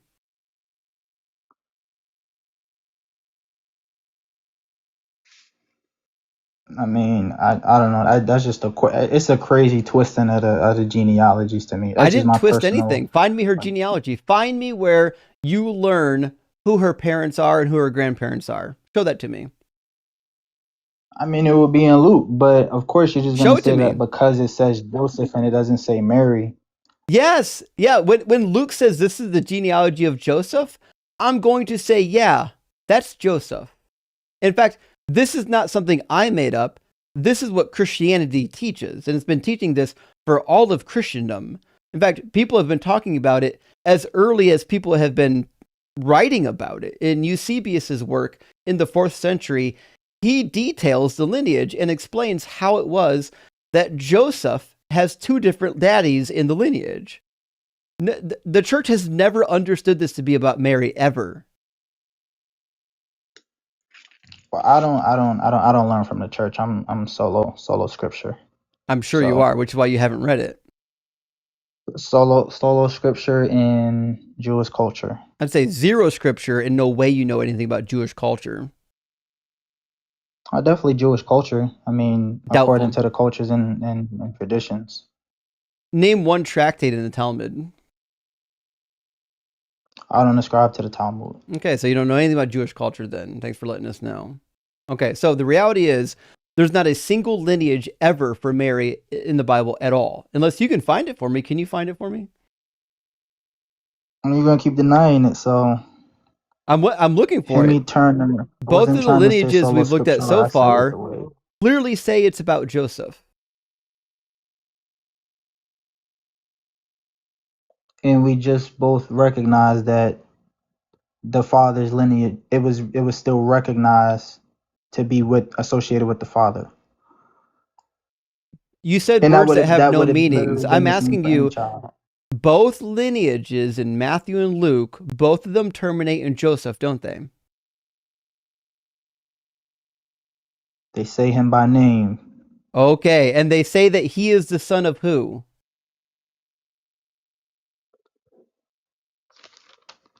Joseph, I'm sorry, Luke 3:23 says that Joseph is the son of Heli. So if Joseph is the son of Heli, and Heli is the son of Mathat, and Mathat is the son of Levi, whose lineage are we dealing with here?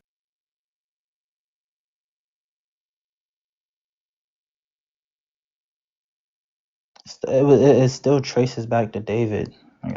I know it does. We're not talking about if it goes back to David. I'm asking you, whose lineage is it? Is it Mary's or Joseph's?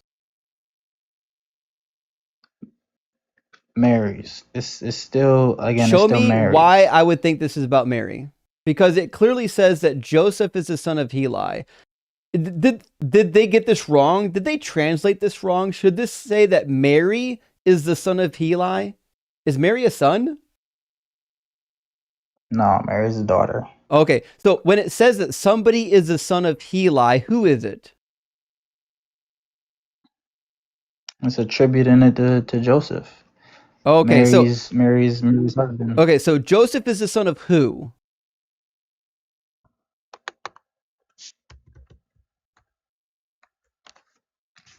What do you mean the son of who? It's on the screen. Who does it say Joseph is the son of? It says Heli. I understand what it says. Gotcha. Okay, so the lineage then traces from Joseph at least all the way back to David, although in Luke he goes back to Adam. Okay, so this is a lineage for Joseph, isn't it? That's how it's documented. Okay. Is there anything in here that would lead me to believe that Mary's daddy is listed?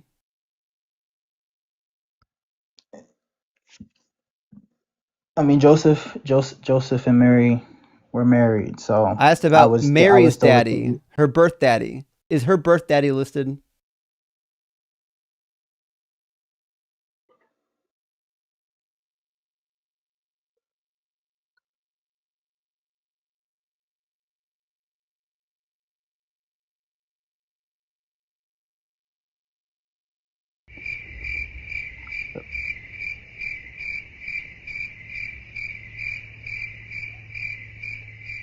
I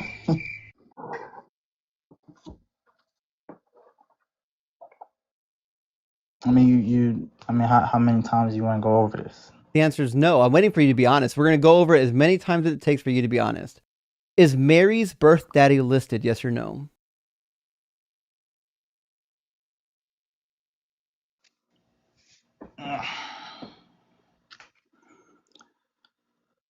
Not directly. Is it even hinted at? Not directly. What? Not at all. We have no idea who her birth daddy is at all. We're never told. Ever. What does that have to do with her trace to David? Because we don't know her lineage at all. We have no idea who her daddy is. We have no idea who her granddaddy is. We have no idea who her great granddaddy is. All we know is that she's kin with Elizabeth. And if she's kin with Elizabeth, that means she's from the tribe of Aaron.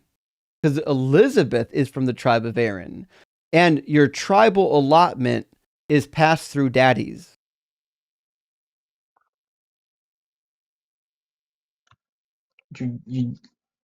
Mary and Elizabeth did not share the same father, though. I didn't say they did. You said they're cousins, and that's a perfectly fine way of translating the Greek phrase. That's fine. If you think that they're cousins, that means they shared dads. If they shared moms, then that still tells us nothing about her lineage.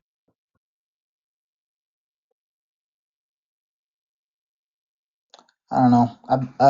I mean, I do know, but I beg to differ. You don't know. Show me her lineage anywhere. Do you know even one? The lineage where can I find even one ancestor of Mary listed? Anywhere. Elizabeth. That's not an ancestor. It's her family. So. Find one ancestor of Mary in the Bible anywhere. Family. I said ancestor. I'm pretty sure you can find it if you go through the trees, but it's not there. Again, her and Elizabeth being cousins, I feel like the rest of the work is done from there. If they're cousins and the rest of the work is done, that means she's from the tribe of Aaron. That means she's not from the tribe of Judah, which means she's not from David's line. I mean, she literally is from David's line, but I mean, okay. Show me her lineage. Show me her lineage that goes back to anybody. We don't even know her dad. I mean, hold on. So if you're saying show me her lineage and you saying you can't prove it, then how can you prove that it's the opposite?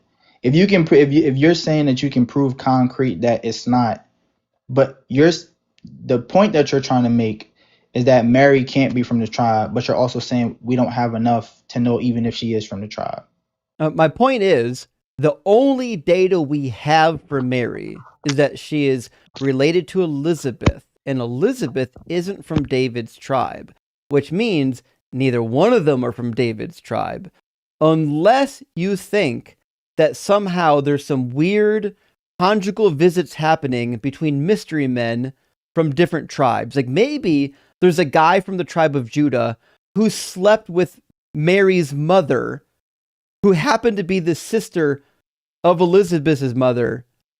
But again, that's silly. You have to invent weird scenarios in order to claim that he's from the tribe of David. And we don't have those scenarios in the Bible. You see, this is the difference between you and me. I'm going to read the Bible and I'm going to say, this is what it says, which means this is all we have. You're going to read the Bible and say, no, it needs to fit what I was told. Somebody, a pastor, maybe somebody at a Bible study lied to me and said that Mary was from the tribe of David. And now you're up here trying to figure out how that could be true when you've never spent time in your own personal time questioning whether or not that's true. The traditional interpretation of this passage just ignores 2 Samuel chapter 7, verse 12. The traditional interpretation of this passage is that Jesus is an heir to the throne because Joseph adopted him.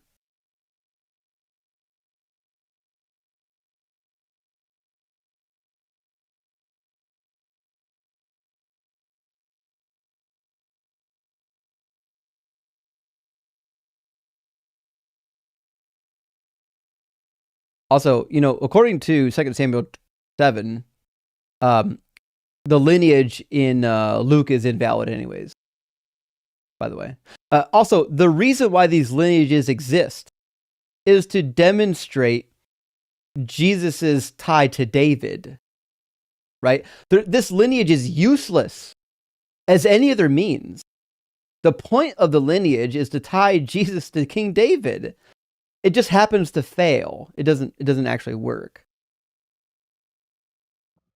No, I'm not using ChatGPT. I don't need to. So, but again, I mean, you act as if every single family member would have been listed.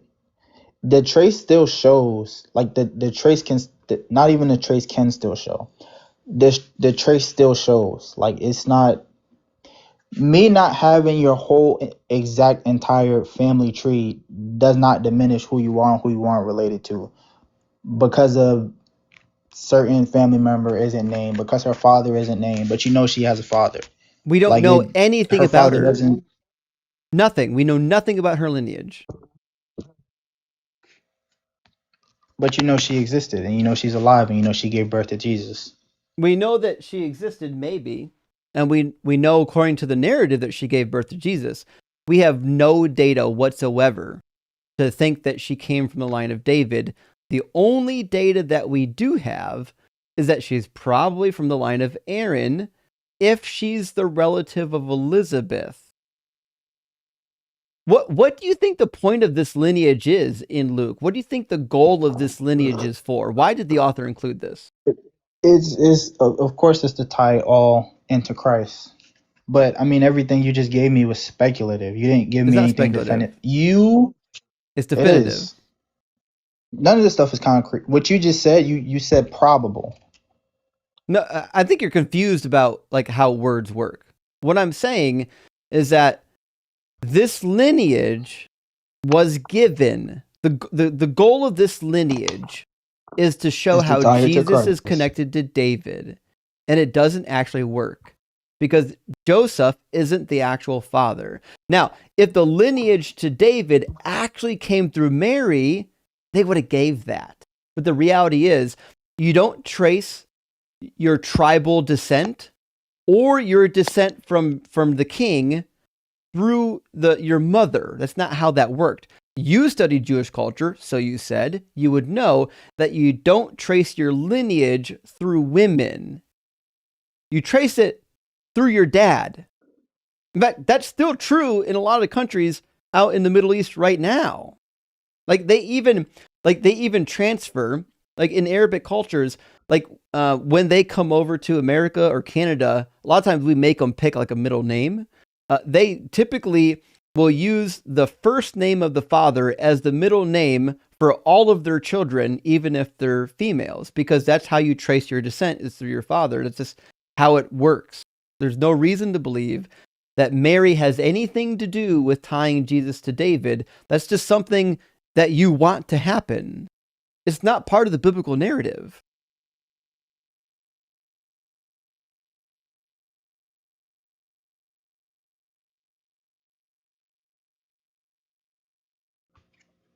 I mean, I still don't. I mean, I guess you're using scripture to justify it, but I mean, you can use scripture to justify anything. It's just not consistent with it. It's certainly consistent. You've offered nothing, not a single verse in the Bible to support the idea that Mary is from the line of David. Not even one. But I just told you that relations would literally come through marriage. Like you can be somebody's father through marriage. Your tribal allotment doesn't come through marriage. Your tribal allotment comes through your dad.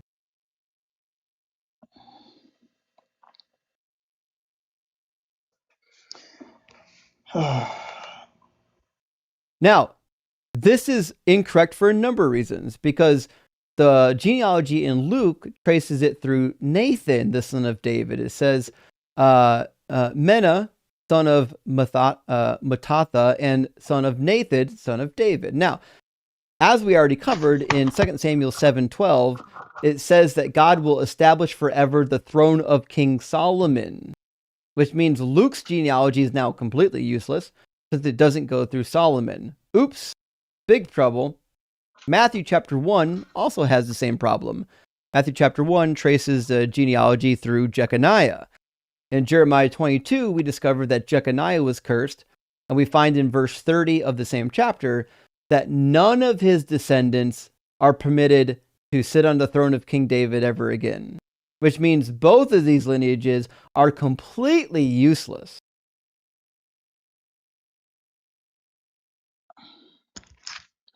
And according to you, Heli is not Mary's father. Heli is quite clearly the father of Joseph, as we've already covered. Luke says that Joseph is the son of Heli, like verbatim. And how? And so what's the only other way? So, If we're being honest to the text, what's the only other way that Joseph would have been considered a son to Heli?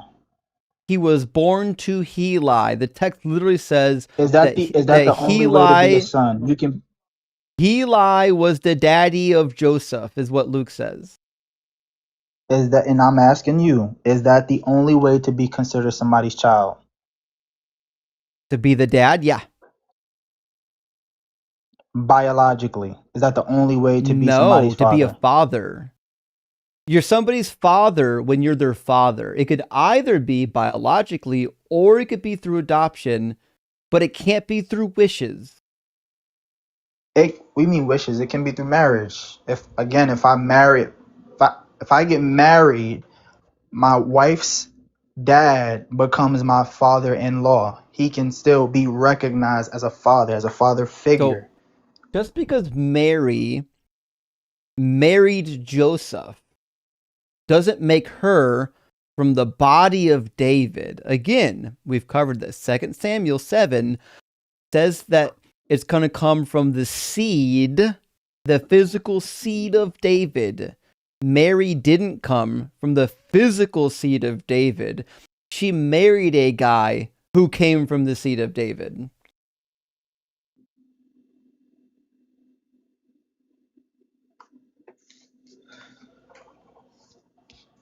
Son of Joseph. I mean, again, I feel like I gave an account for as to how you gave a cope. I mean, how it traces back, but you didn't. It's not a cope. I mean, it's a bad cope. It's one of the worst we've ever heard, actually.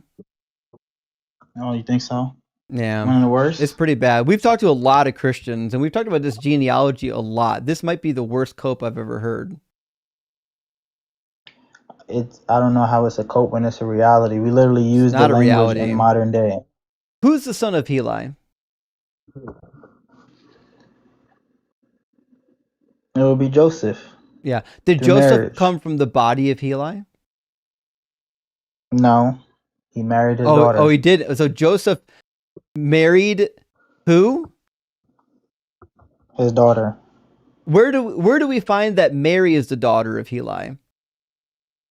Their ability to get up here and lie in front of like almost 3,000 people is fucking befuddling to me. When I was a Christian, I never would have been this ready to lie in front of a crowd of people. Please show me anywhere in the Bible where where Mary's dad is listed. Because it literally says Joseph, son of Heli. So you want me to read? You want me to read Joseph, son of Heli, and say no? It's actually Mary, the son of Heli. Is Mary the son of Heli? No, the daughter. Oh, does it say daughter or son here? It says son because it mentions Joseph. It says Joseph is the son of Heli. So why am I going to read this and think, no, this actually should be Mary, the daughter of Heli? Because you know that Joseph wasn't born from Heli. We do know that. Okay. So because it says Joseph was the son of Heli. The text tells you. So the scribe, according to you, the scribe writer. So according to you, the scribe writer intentionally made a mistake. No, there's no mistake. You're the one that's not understanding what it says. It says that it literally says Joseph is the son of Heli. You're saying that the Bible is lying. I'm saying the Bible says what it says. The Bible says that Joseph is the son of Heli. You're insisting that that's not true. Why do you hate God's word? I never said. Why do you hate the words true. of Yahweh? I gave you an example of how it was true though. No, you I didn't. gave you an example of how that fits. You can asserted you're free to reject it. that Mary is the daughter of Heli when it actually says Joseph is the son of Heli. Why are you lying right now? Didn't physically. You know Joseph didn't. You know there's an Heli. actual real apologetic for this, and you're not giving it, right? Do I have to do I have to go over to your side of the net and play on your team? What's happening right now? Please tell me you've at least looked this up on the internet for 5 minutes at some point and realized that Mary's genealogy is not even in here. You don't need first off, you can do that and it will show you, but again, you're gonna just keep rejecting it because you're so gung-ho on it saying Joseph, even though I'm telling. Rejecting what? That Mary there's not a single verse of the Bible. Daughter of Heli. Show me in the Bible where it says that. That's what I'm asking. If you're looking for it verbatim, I'm gonna just tell you it's not there. Fucking give me an inference. Where in the Bible can I find anything that would suggest that Mary is the daughter of Heli? And I gave you the inference and you rejected it. No, you didn't. Try again. Give it to me. I gave you Luke. Luke what? Luke which verse? Luke 23. Luke 3:23, literally verbatim, says that Joseph is the son of Heli. Why would I read that and think that Joseph is not the son of Heli? Because you know that Joseph and Mary were married. I'm aware. And Joseph's father is not Heli. It says his father's Heli. Again, yes. How would that come to be? Because that's his dad. That's what it means to be the son of somebody. When it says that Joseph, his father-in-law. When it says that, didn't say father-in-law. I mean, the amount of lies you have to tell here. Look, every last word of this lineage is the same. This is that Joseph is the son of Heli. Heli is the son of Mathat. Am I to believe that Heli is not the son of Mathat?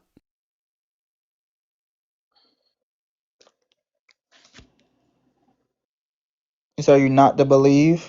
Is Heli the son of Mathat?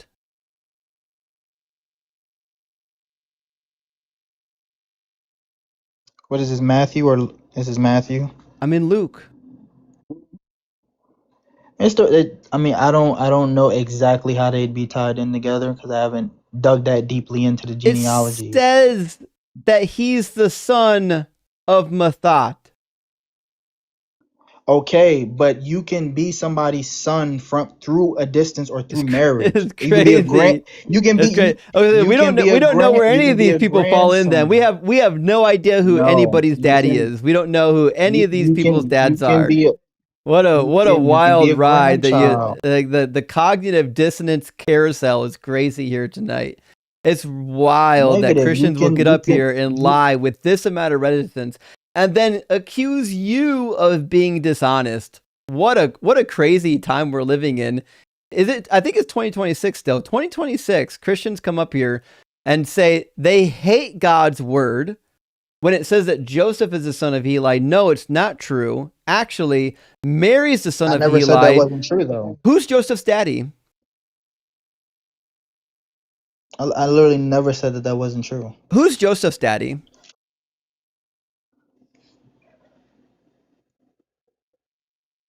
I want to know. Scripture, Heli. No, you. Oh, so they're fucking siblings? Joseph and Mary are siblings? Oh no, he didn't say by marriage. You liar. I mean, does it have? Liars go to Lake of Fire. Revelation 21:8. You want to go to Lake of Fire? It's crazy. The Bible could say by marriage. The Bible doesn't say by marriage. Okay, so what does that mean? That means exactly what it says. It means that Joseph is the son of Heli, and we have no idea who Mary's daddy is. This is an embarrassing quote, and we're not actually gonna entertain this any further. I'm not gonna go around on the cognitive dissonance carousel with you another 10 times. If you want to read the Bible and say the words don't mean what the words mean, you're welcome to do that. I'm not that dishonest. Like, I actually have principles. I'm going to read the text and say it means what it says. If you want to lie to yourself, go ahead and lie to yourself. I'm not going to let you lie to my audience anymore. Man, imagine being that thick. Like, being that literally deep in cognitive dissonance is fucking crazy.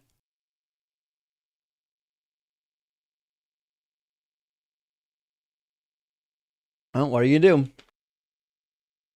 Words never mean words. Your Honor, I object! And why is that, Mr. Reed? Because it's devastating to my case! That's pretty accurate. Okay. Well, here's what we're going to do. I promised I would get Trevor in, and then after that, it's 2 a.m. I'm going to read super chats after we get done with Trevor, and then we'll call it quits after that. It'll be a late fucking night for me. Tomorrow's Tuesday, right? I don't think I have to be up in the morning tomorrow.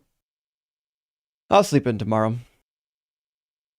All right. Let me grab Trevor from the guest queue here. Welcome in, Trevor. Check, check. Yep, we can hear you. Sweet. How's it going, man? Not too bad. Trevor, are you at least 18 and do you believe in God? I am 25. And I am a believer. Awesome. And which God do you believe in? The one and only. Doesn't tell me anything. Which one? You know the one. So Marduk, you believe in Marduk?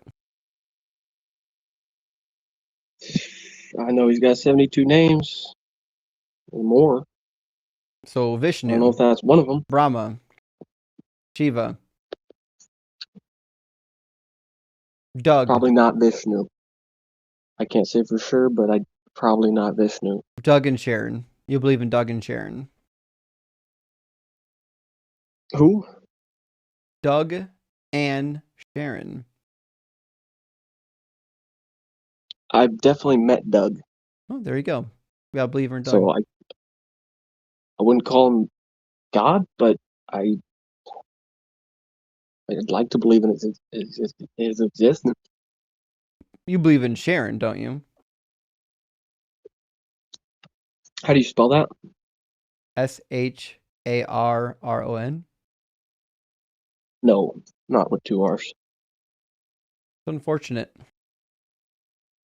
So I assume that you're a Christian that's too afraid to say you're a Christian?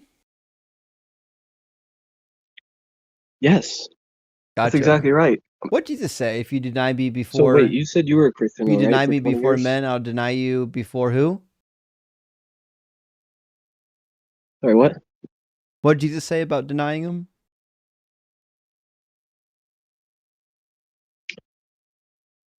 He said that Peter would do it 3 times. No. Jesus said, if you deny me before men, I'll deny you before my Father in heaven. So you're a Christian. You should have just come out and said it. It's weird that you didn't do that. So we'll start from the top.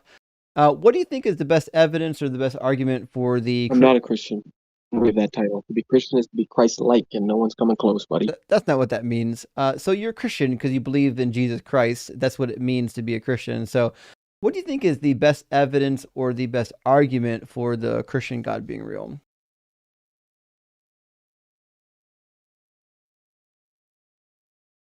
Well, okay, those are kind of 2 different questions. So the best evidence is kind of personal, not something I can really present to you. The best argument, I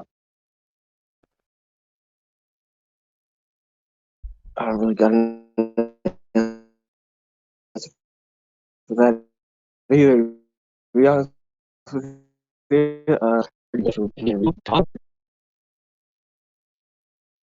all of them, or what do you? No one heard anything you said because your connection's what are you poor. asking? So I asked you what's your best evidence or argument, and you said you don't have any evidence, and I think you were about to say you don't have an argument either. Is that correct? Yes, that is correct. Sorry my connection's so bad. Yeah, sorry about that. Okay, so you have no evidence for your God. You have no good argument for your God. Why would we believe in the sky carcass? I don't have any presentable evidence. I guess I'm confused about what you're doing here. Oh, just chopping it up. Saying what's up. Giving you money. I'm good. I'll be all right. Don't worry about me. Well, that was a waste. Huh. Well, I guess we'll try rated N for naturity. I don't know if I said that correctly. They've been waiting in the guest box for a while. I could have called it quits after Trevor, but come on, that was a dud. You know, you don't want to end on a dud, do you? That's a boring. Nobody wants to end on a dud. Yeah, like what the fuck? That's what I'm talking about, Gary. I have no idea what he thought he was doing up here. None. Although rated N isn't connecting either. Oh, that's unfortunate. Looks like next in line is Chris. Welcome in, Chris. Chris, this is your second time here, isn't it?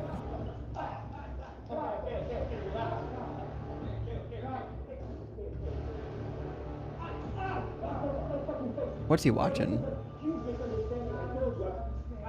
Is that a movie? What language is that? I gotta turn my audio up. I can barely hear it. Oh, fuck it. Are we up? What movie do you think that he's watching over there?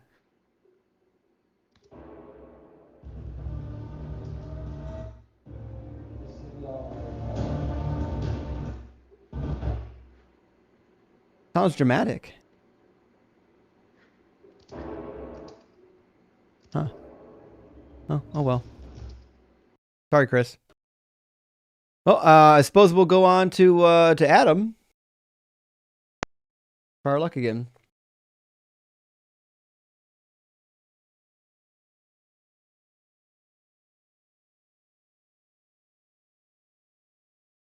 Maybe. Fuck, maybe it's too late at night. Maybe no one's going to connect. Maybe that's Doug's sign that it's time to get the kitties rounded up and hit the hay.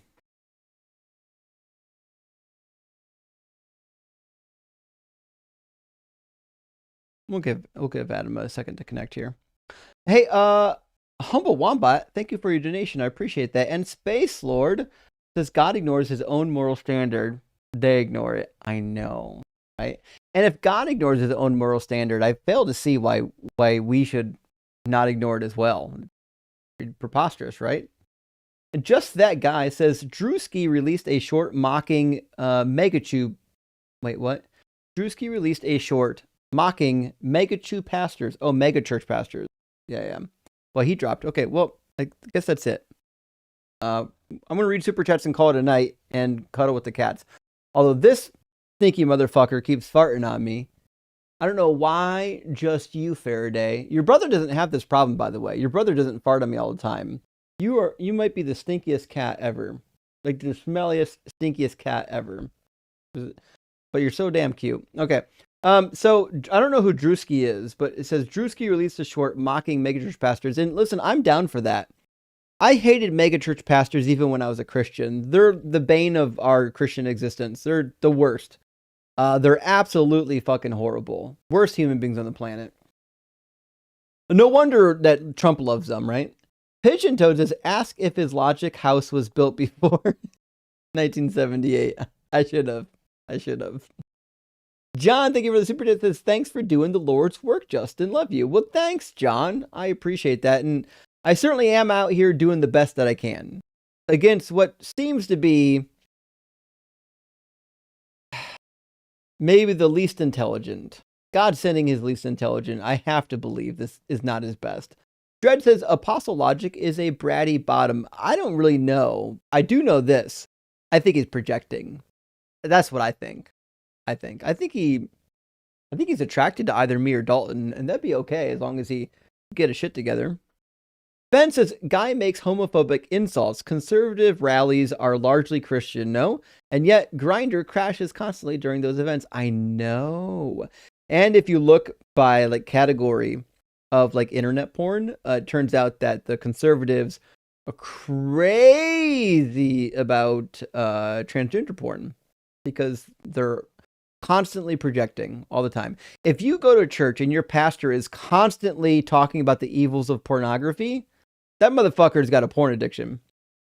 Broderick says the behavior of most Christians makes sense when you realize that for most of them, it's no longer a religion, but a political identity. Yes. Yes. For a lot of Christians, religion isn't about God. It's about identity markers within the world they live in. That's it. They're drawing boundaries, saying, I'm in this group, not in that group. It's about in-group, out-group mentality. Kelly says, I do not agree, although I respect your opinion. Kelly, I apologize because I don't know what this is in reference to. Let me see what your last super chat said.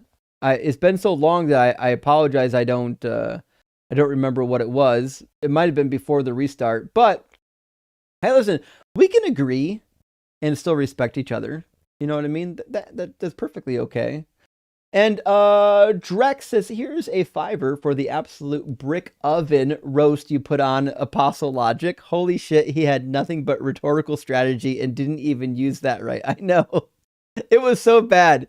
He had no substance at all. And when he tried to switch to the meta failed him. It wasn't good at all. Josh says, why is she assuming we haven't read this 100 times? I know, they always do. They always think that maybe if we just read it, like we would find what they found and we would believe. Listen, the more I read this book, the more hardened I become in my atheism. And Zig says, sorry, Justin, my other comment was a joke that didn't land at Taylor time. It's okay, Taylor, I love you. We're friends here, buddy. Sometimes jokes don't land. I do that myself. Sometimes I tell jokes and the reality is they're just dog shit jokes. That happens from time to time. Also, I could have just not understood it. Like, that might be on me. You know what I mean? Relax. She seems sincere, just excited to talk about the Bible with someone. I think a lot of Christians don't seem to take scripture seriously or talk about it. So I agree, Relax, because like, listen, most Christians aren't reading that fucking book. So I'm excited when I actually meet like a Christian or a non-Christian that has read some of the book. So listen, if I know she was kind of long-winded and she was excitable, but she was nice and it seems like she read it. Sheriff says, no one here has ever been dead. You can't prove God doesn't exist either. Well, you're wrong, Sheriff. I know this is difficult for you to grasp because like you haven't been in this space long enough, apparently, but a lot of concepts can be proven to not exist. A lot of God concepts have contradictions, and contradictions don't exist, which means those gods can be weeded out. Now, is it possible there's some bullshit deistic nearly naturalistic force out there that we call God? Sure. I have no reason to believe in that until there's evidence. But all of the formalized God concepts, all the theistic God concepts are bullshit on arrival. Hey, Carnage! Great to see you. Thank you so much for the super chat. Thanks for being here. Says, God put this explanation on my heart. However, I did have to pull it out of my ass in order to present it to you. That is the case. That is the case, right? I get it. Like when you're a Christian and like a thought comes to you, you're like, they can't differentiate between a thought and something from God, right? There's a lot of Christians that are attributing their own thoughts to God. I wonder, like, if God was real, how many times like he's watching somebody attribute their random shower thought to him and he's like, oh fuck, not this again. I didn't do that, Mary. That wasn't me. You know, I'm with you though. Thank you, Carnage. And Science Lover says, Mommy, please don't eat my arms and legs. Don't worry, honey. It's a metaphor. I know. I know. What a weird metaphor. What the fuck is it? What would it be a metaphor for? You know what I mean?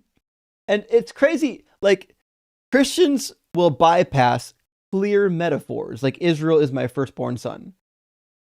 And then like, or Isaiah 53, you know, Israel is my servant. Clear metaphors. And then when we get to other passages that clearly aren't metaphors, like, oh, that's metaphorical. Like, you have no idea what a metaphor is. A metaphor is whatever you need to not be literal. You know what I mean? Silitax says, worship me. Why? God, because I will save you. Me, save me from what? God, from what I'm going to do to you if you don't worship me. That's a really good meme, by the way. That's one of my favorite memes. In fact, that one and the one where Jesus is praying and he goes, "Hey God, it's me, you." That was the first meme I ever saw that like immediately solidified my opinion on a theological standpoint. Because like I had trouble with the Trinity even like entering Bible college. Before I even got to Bible college, I was like, man, the fucking Trinity's is so weird. It's got problems. It doesn't make sense the way that we've got it, right?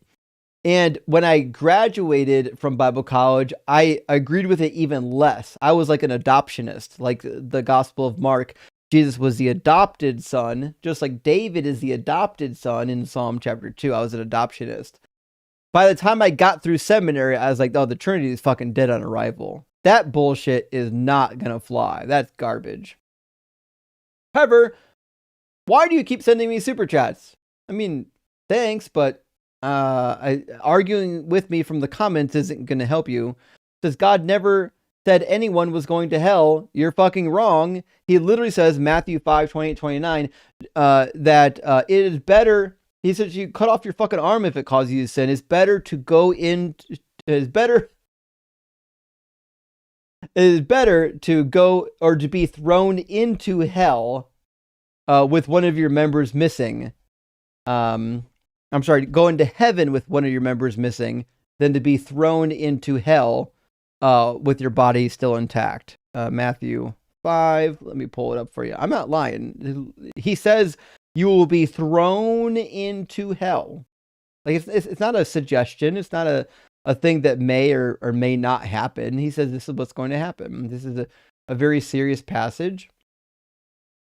And Jesus literally says, if your right hand causes you to sin, cut it off and throw it away. It is better for you to lose one of your members than for your whole body to go into hell, or a lot of translations will say thrown into hell.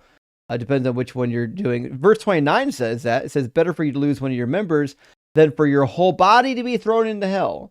So Jesus says your body will be thrown into hell. He repeats something similar in Matthew 25 when he talks about the judgment. At the judgment, those on his left are going to go to the lake of fire. It says those will go away into eternal punishment, but the righteous into eternal life. The eternal punishment is, of course, going to be the fire. Let's see, which verse did he mention the fire? Let's see.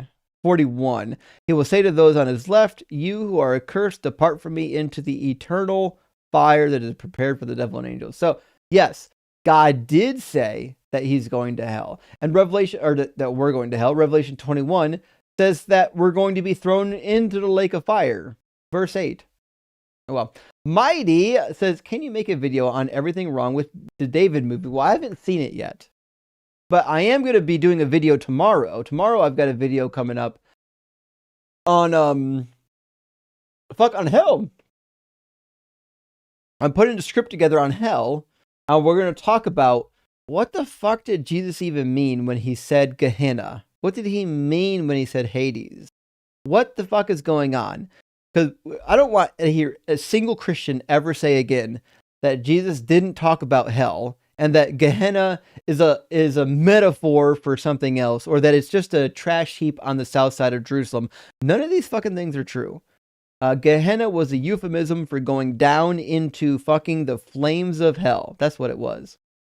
Trevor says punishment for sin, permanent separation from God. Not fucking in the Bible, Trevor. That's not there. There's one passage from Paul where he says that they'll be eternally separated, but he also says they'll be eternally fucking suffering. It's not just eternal separation. They'll also be suffering. What book was that? Is that the beginning of 2 Corinthians or 1 Corinthians? I have to look it up.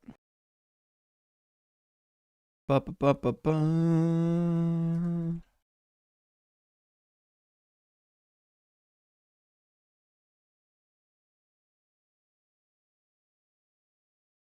Let's see.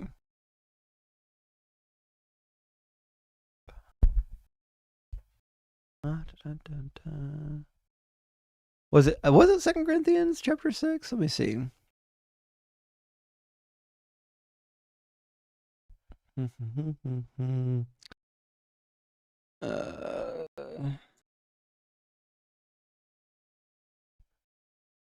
I know. Oh, 2 Thessalonians.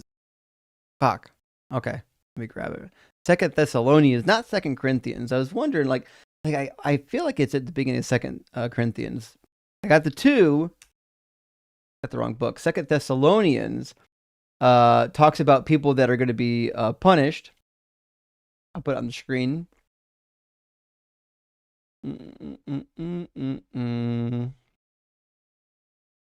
Where he says, in a fiery flame, inflicting vengeance on those who do not know God and on those who do not obey the gospel of our Lord Jesus. These will suffer the punishment of eternal destruction, separated from the presence of the Lord, from the glory of his might. Which is odd, because as it fucking turns out, the book of Revelation says that this happens in the presence of the Lamb. Bible having a little bit of trouble keeping track of whether or not hell is in the presence of God or not in the presence of God, but it is what it is. Trevor coming in again, arguing from the comments, says, that is death. Jesus took that punishment. No, the fuck he didn't. Jesus didn't take our punishment unless he's dead. Our punishment was eternal death. Jesus was maybe dead for 2 days. That's it.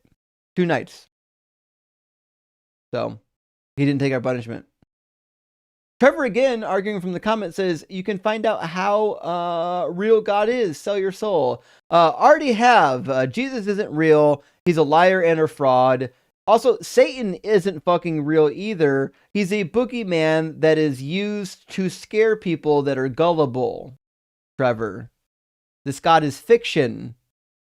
Fiction. Tonic says, the children were starving too. What the fuck? I know. And Jesus lets them starve. Teddy says, rein her in, please. Enough of the filibuster. Well, listen, she was being nice. And, like, I get it. Like, people don't like Japanese, but when they're being nice, I give them a little bit of leeway. Because, like, we don't get many of them anyways. Might as well give them some leeway to yap a little bit. Big Boned. Thank you for your donation. I really appreciate that, Big Boned. And Joshua says, I worked in staffing. The job market forecasts we're getting this year are shaping up to be the worst since 1970s. No fucking way.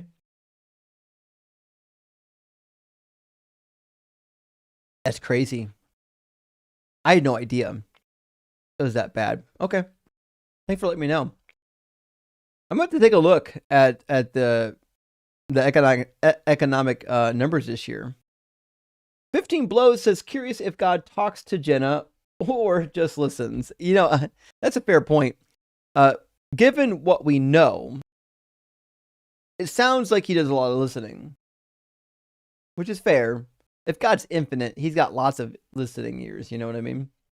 Ben, thank you for the additional super chat. Says, Abba is deconstructed further. So many parables have become silly in hindsight. For instance, in the parable of the lost sheep, if God is perfect, why did he lose a sheep in the first place? Unfucking believable. Detail to attention, yes. If God's the shepherd and he's perfect, that means there should be no lost sheep. A perfect shepherd wouldn't lose sheep. I would say, though, if you want to study the parables, I highly, highly, highly recommend a book. It's thick and it's expensive. It's called Stories with Intent. It's maybe up to date the best scholarly book ever written on Jesus' parables. It's fucking unbelievable. If I'm studying Jesus' parables, it's the first thing I go to before I turn to any commentaries. It's really good. And they show you how some of the Jesus' parables were used in Jewish culture prior to Jesus using them. A lot of people don't realize that. A lot of the parables and stuff in the New Testament were already in circulation prior to Jesus. Jesus didn't invent anything new. And Chode says you can definitely come from David and not be his tribe. Just ask his war brides.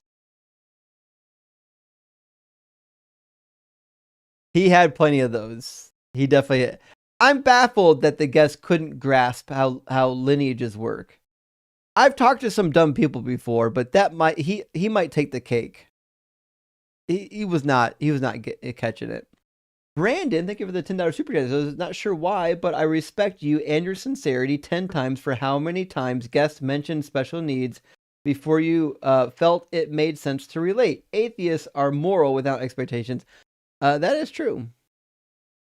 I feel like if you're a Christian, I don't know if you're good because God told you had to do that or because you're a good person. But when atheists are good, we're good because we're decent people. And you got to worry about that with atheists. Taco Joe, it is a hard thing though, to be honest, to have a child high up on the spectrum. It's tough, guys. Let's be completely real with you. There's a lot of things that you take for granted, like raising children that you'd never think about. Hold on, I got somebody that needs to be blocked from the TikTok chat. 1 second. Okay. Sorry, Jack the Tripper. Can't say that in here. But yeah, it's hard. You take a lot of things for granted. You know what I mean? Like she talked about her son being in diapers till he's 6. I get it. My son's in 7, and he's only half potty trained. You know, still uses the diaper for number 2. It's a long process.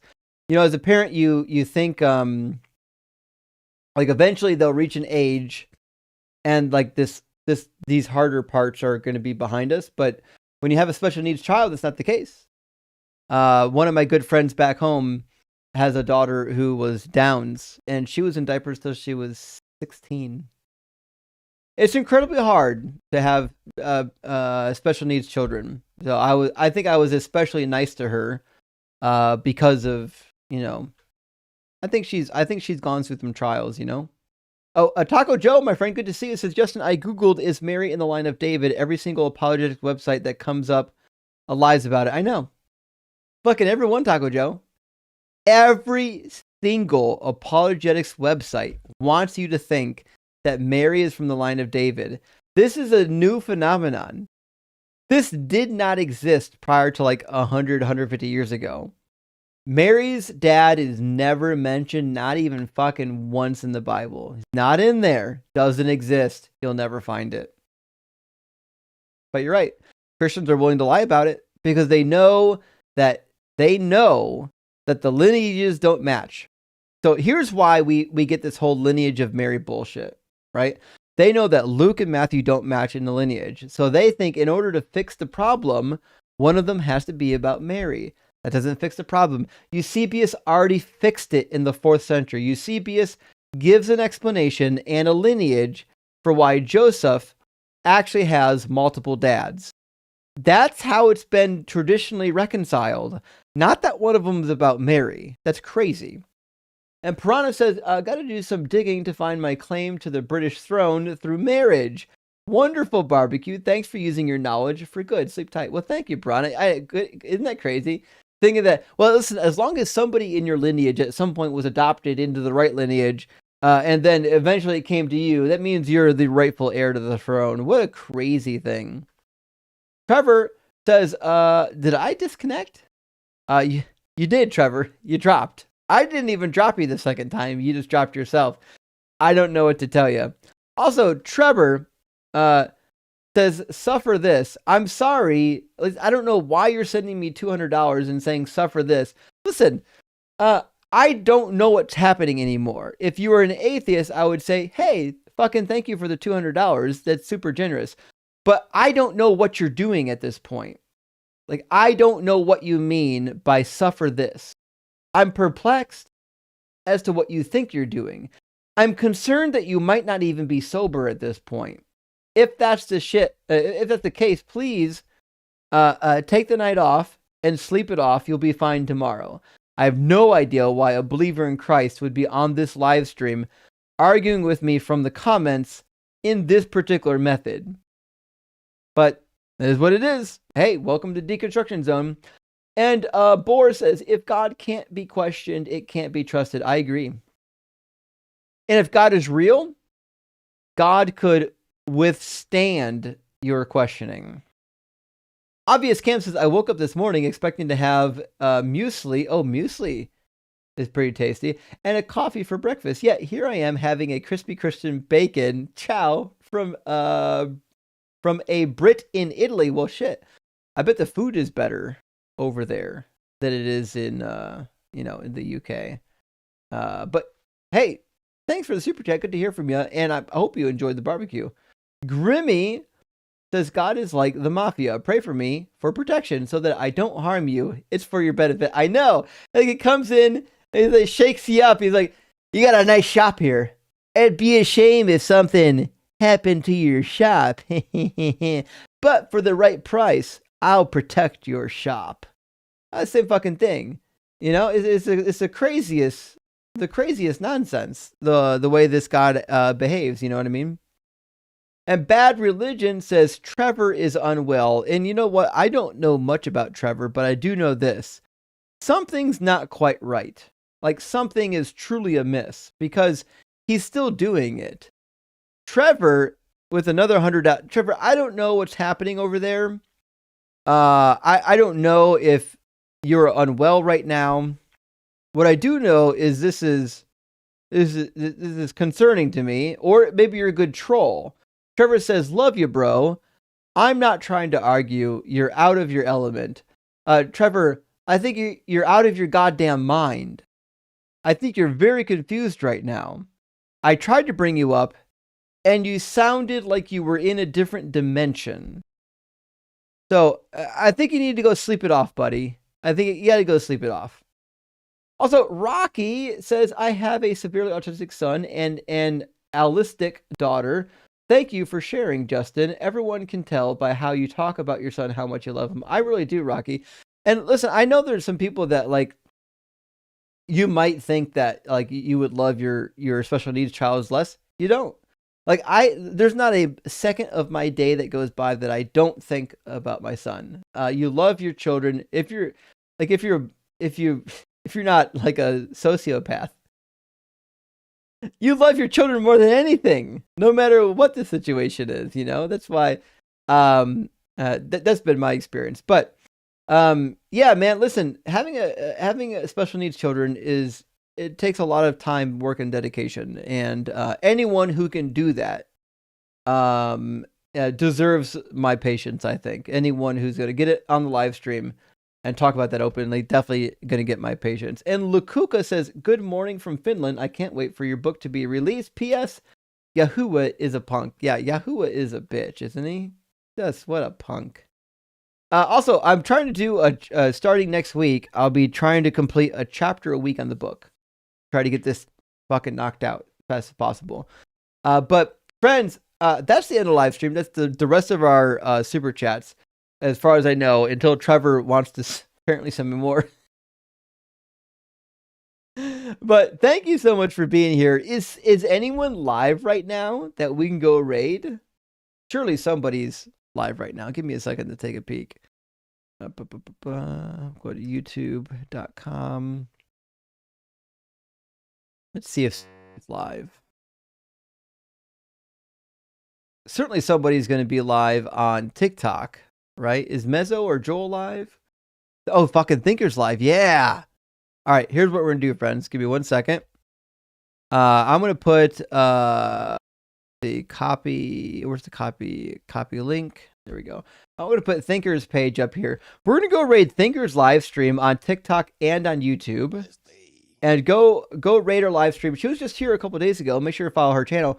Go raid Thinker's live stream. Tell her that Justin sent you. Her handle on YouTube, let me see if I can get it displayed here 1 second, is Think Beyond Dogma. There we go. Her title is Archthinker. There you go. Archthinker. and her handle is Think Beyond Dogma. Good friend of mine, cooks well, knows the Bible really well, is currently taking classes in Hebrew, and she's a force to be reckoned with. She's wicked smart, and if you're on TikTok, hey, run over on TikTok and say hi as well. I'll come over. I'll pop in and say hi as well, and we'll go party at Thinker's place. And Trevor, I don't know why you're still at this. Trevor says maybe next time I'll have a better connection and we can chop it. Maybe. I hope you know, Trevor, the point of the live stream is not to chit chat. The point is to debate. So when you do come, please come with an argument for why your God is real, and we'll have a much better time. Okay. See you later, friends. We'll see you on Wednesday night. Thank you so much for being here. Love you all.